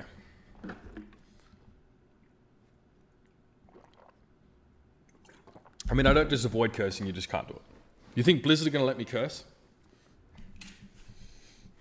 Mate, that is, let's just say there are many things that I am strongly suggested not to mention on broadcast. And cursing is the least of my concerns. We are inclusive.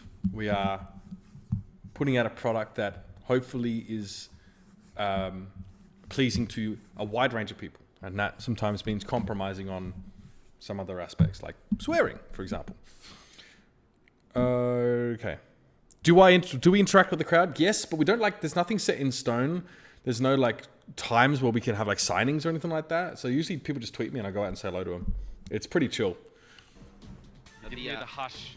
Yeah. You can hear the hush now as Boston have issued what maybe will be the final challenge of this series now. All they need to do is capture point A, Matt. In fact, all they need is... You know it's done by now. Like, you know they're pretty screwed. End this series. What a crashing victory for them. And this is I swear a lot normally. Literally everyone. You can see the wireframe of them, but they get caught up. So this is a great replay. Obviously, Striker probably just goes down there because he wants the mega, right? But he may not have realized. He may or may not have realized that he also puts himself in probably the most advantageous area of the map to fight multiple people as Junkrat. So he literally tailored the surroundings to... It's like some Sun Tzu, like, Art of War shit. He's wrecked them. Gamsu dropping in, Matt, and then Striker just gets to, find his own way out. The space got created on hydration, just got minced.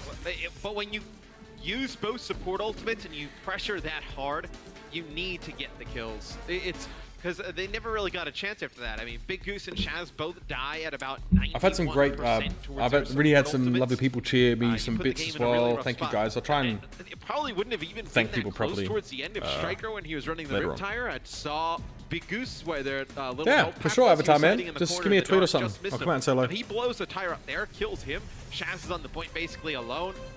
That would have been over even faster. But G'day, the Lil Cup. Gladiators going to need a tremendous hold here on defense. As Boston, though, they have been very impressive today, Mitch. Only 5 deaths as a team there in the first half. I mean, Mistakes with none. Let's not even forget this would be their 15th series win. In a row, yeah. Just astonishing. Oh man, it's so funny. We all had Boston down the bottom of our tier lists before the This is funny, by the way, this setup. Keep an eye on that. started August. And I think this is a great testament, and this is what really made me believe in coaching in Overwatch as well. It's a testament just to the strength of the coaching staff at Boston. They've been able to develop this team that actually works. It's not just kids playing video games, man. It is, something you can coach, something you can refine and train.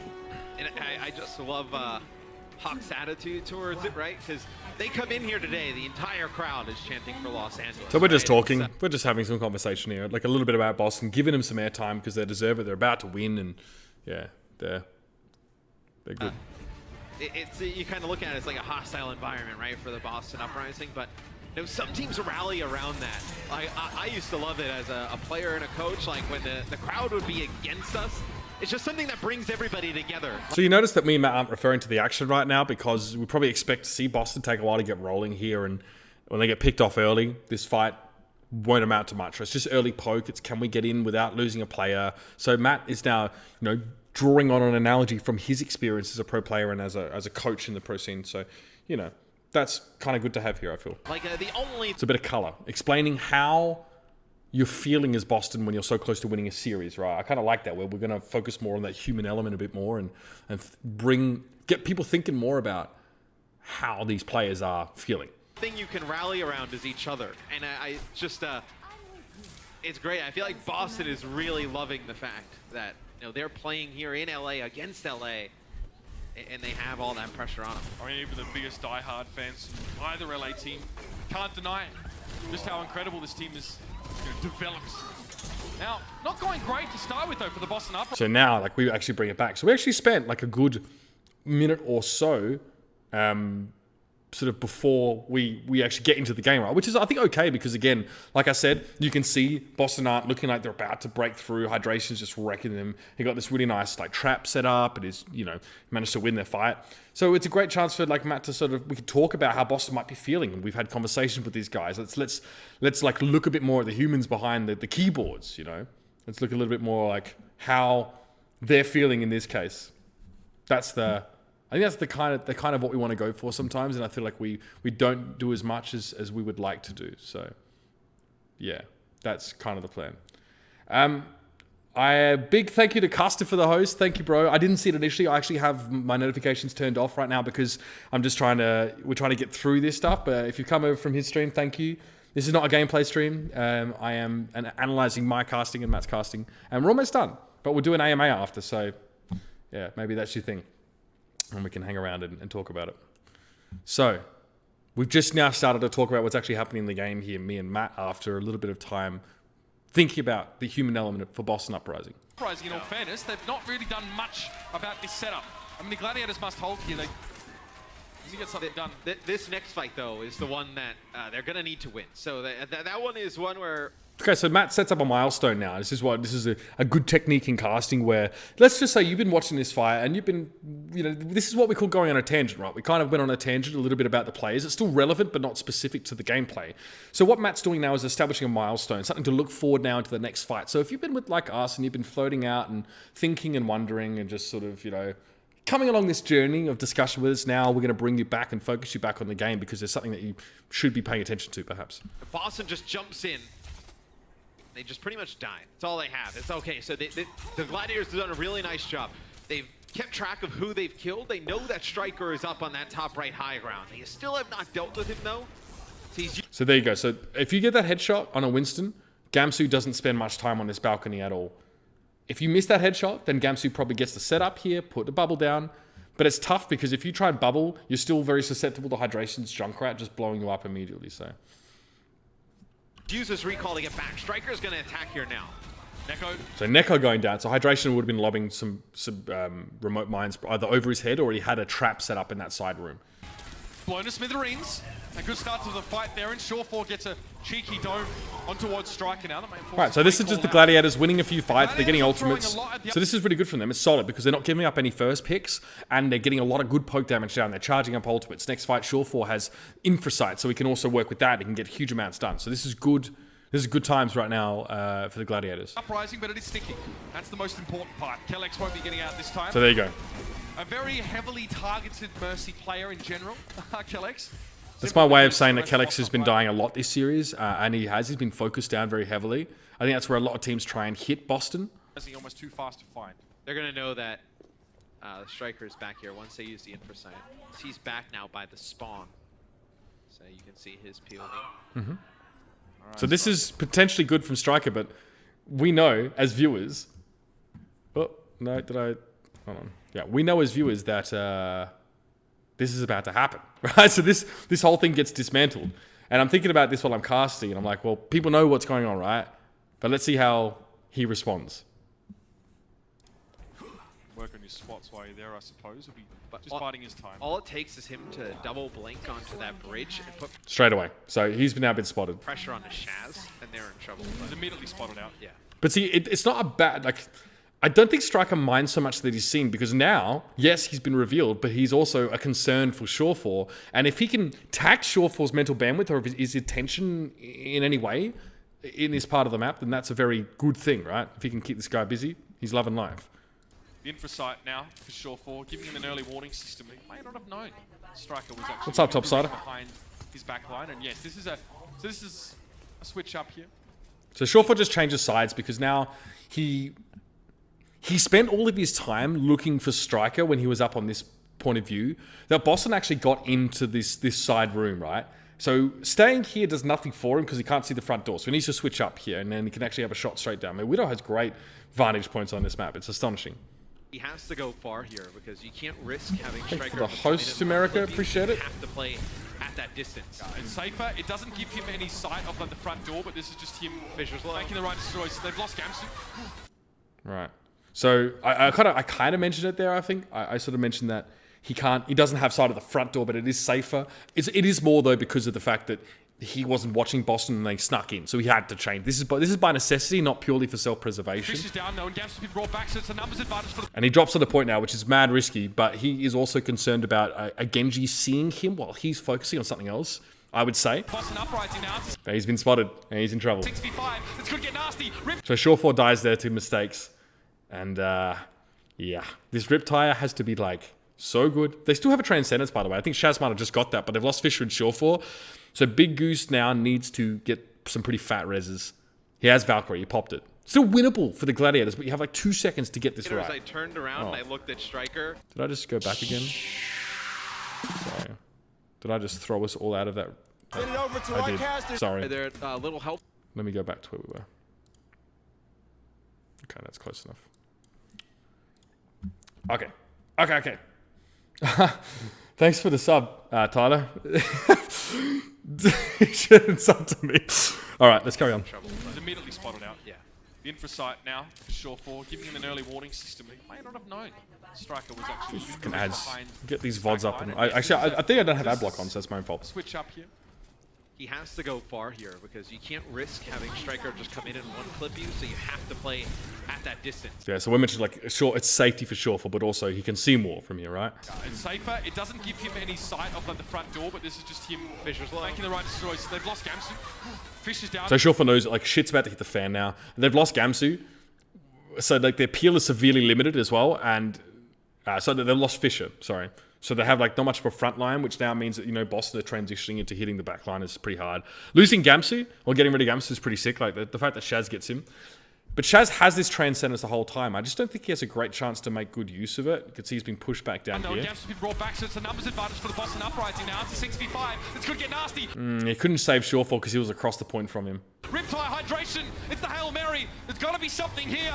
And no, he doesn't even get Striker. He blinks away. Definitely avoids. So that tie gets nothing. Mistakes.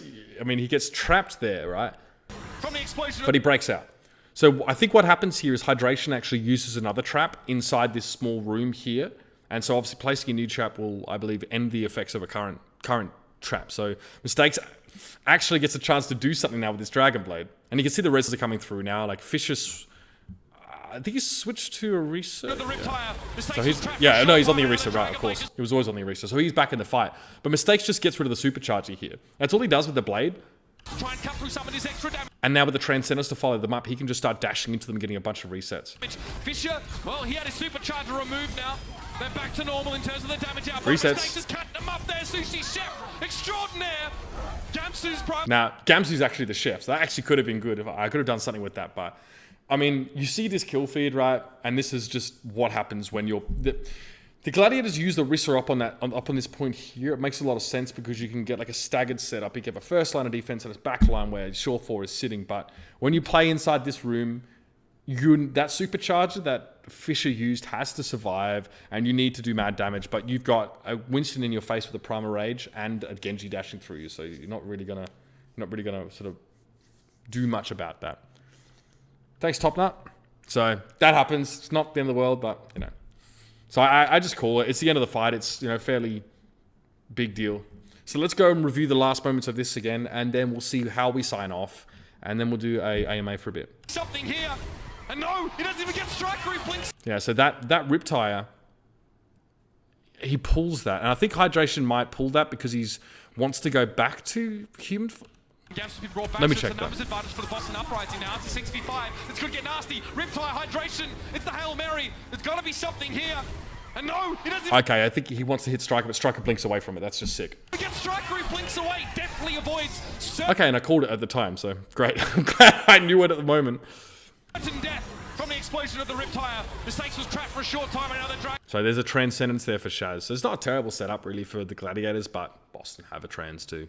Just to try and cut through some of this extra damage. Fisher, well, he had his supercharger removed now. They're back to normal. And you can see the Gamsu is inside the room with Primal Rage. In terms of the damage output, Mistakes is cutting them up there. Sushi Chef, extraordinaire. Gamsu's Primal Rage at 3. And that'll be it. There's not much that the Gladiators can really do about this one. The Boston Uprising stand tall. What do you do? And they're not done yet. Series is over, and the Uprising will be in our Stage 3 finals. That was dominant. No way. If you are New York or the Los Angeles Valiant, you just watch that match and you're definitely scared a little bit to go up against this Boston team later. They are clicking on all cylinders, taking out a very clicking on all cylinders. You got mixed metaphors there. We were surprised by them in Stage 1, impressed in Stage 2, in awe now in Stage 3 of a team that just doesn't seem to know when to stop. And the Uprising will again face their biggest challenge. I don't know what of the news. stage I'll tell you why in a New sec. York. If they manage to win against the the Valiant, should I say, in that next match, still much to be decided today. Hey, big thank you from me and Matt for joining us over the course of the season. We're done for Stage 3. We're going to go open a candy shop, and we'll see you in Stage 4, guys. Love each other.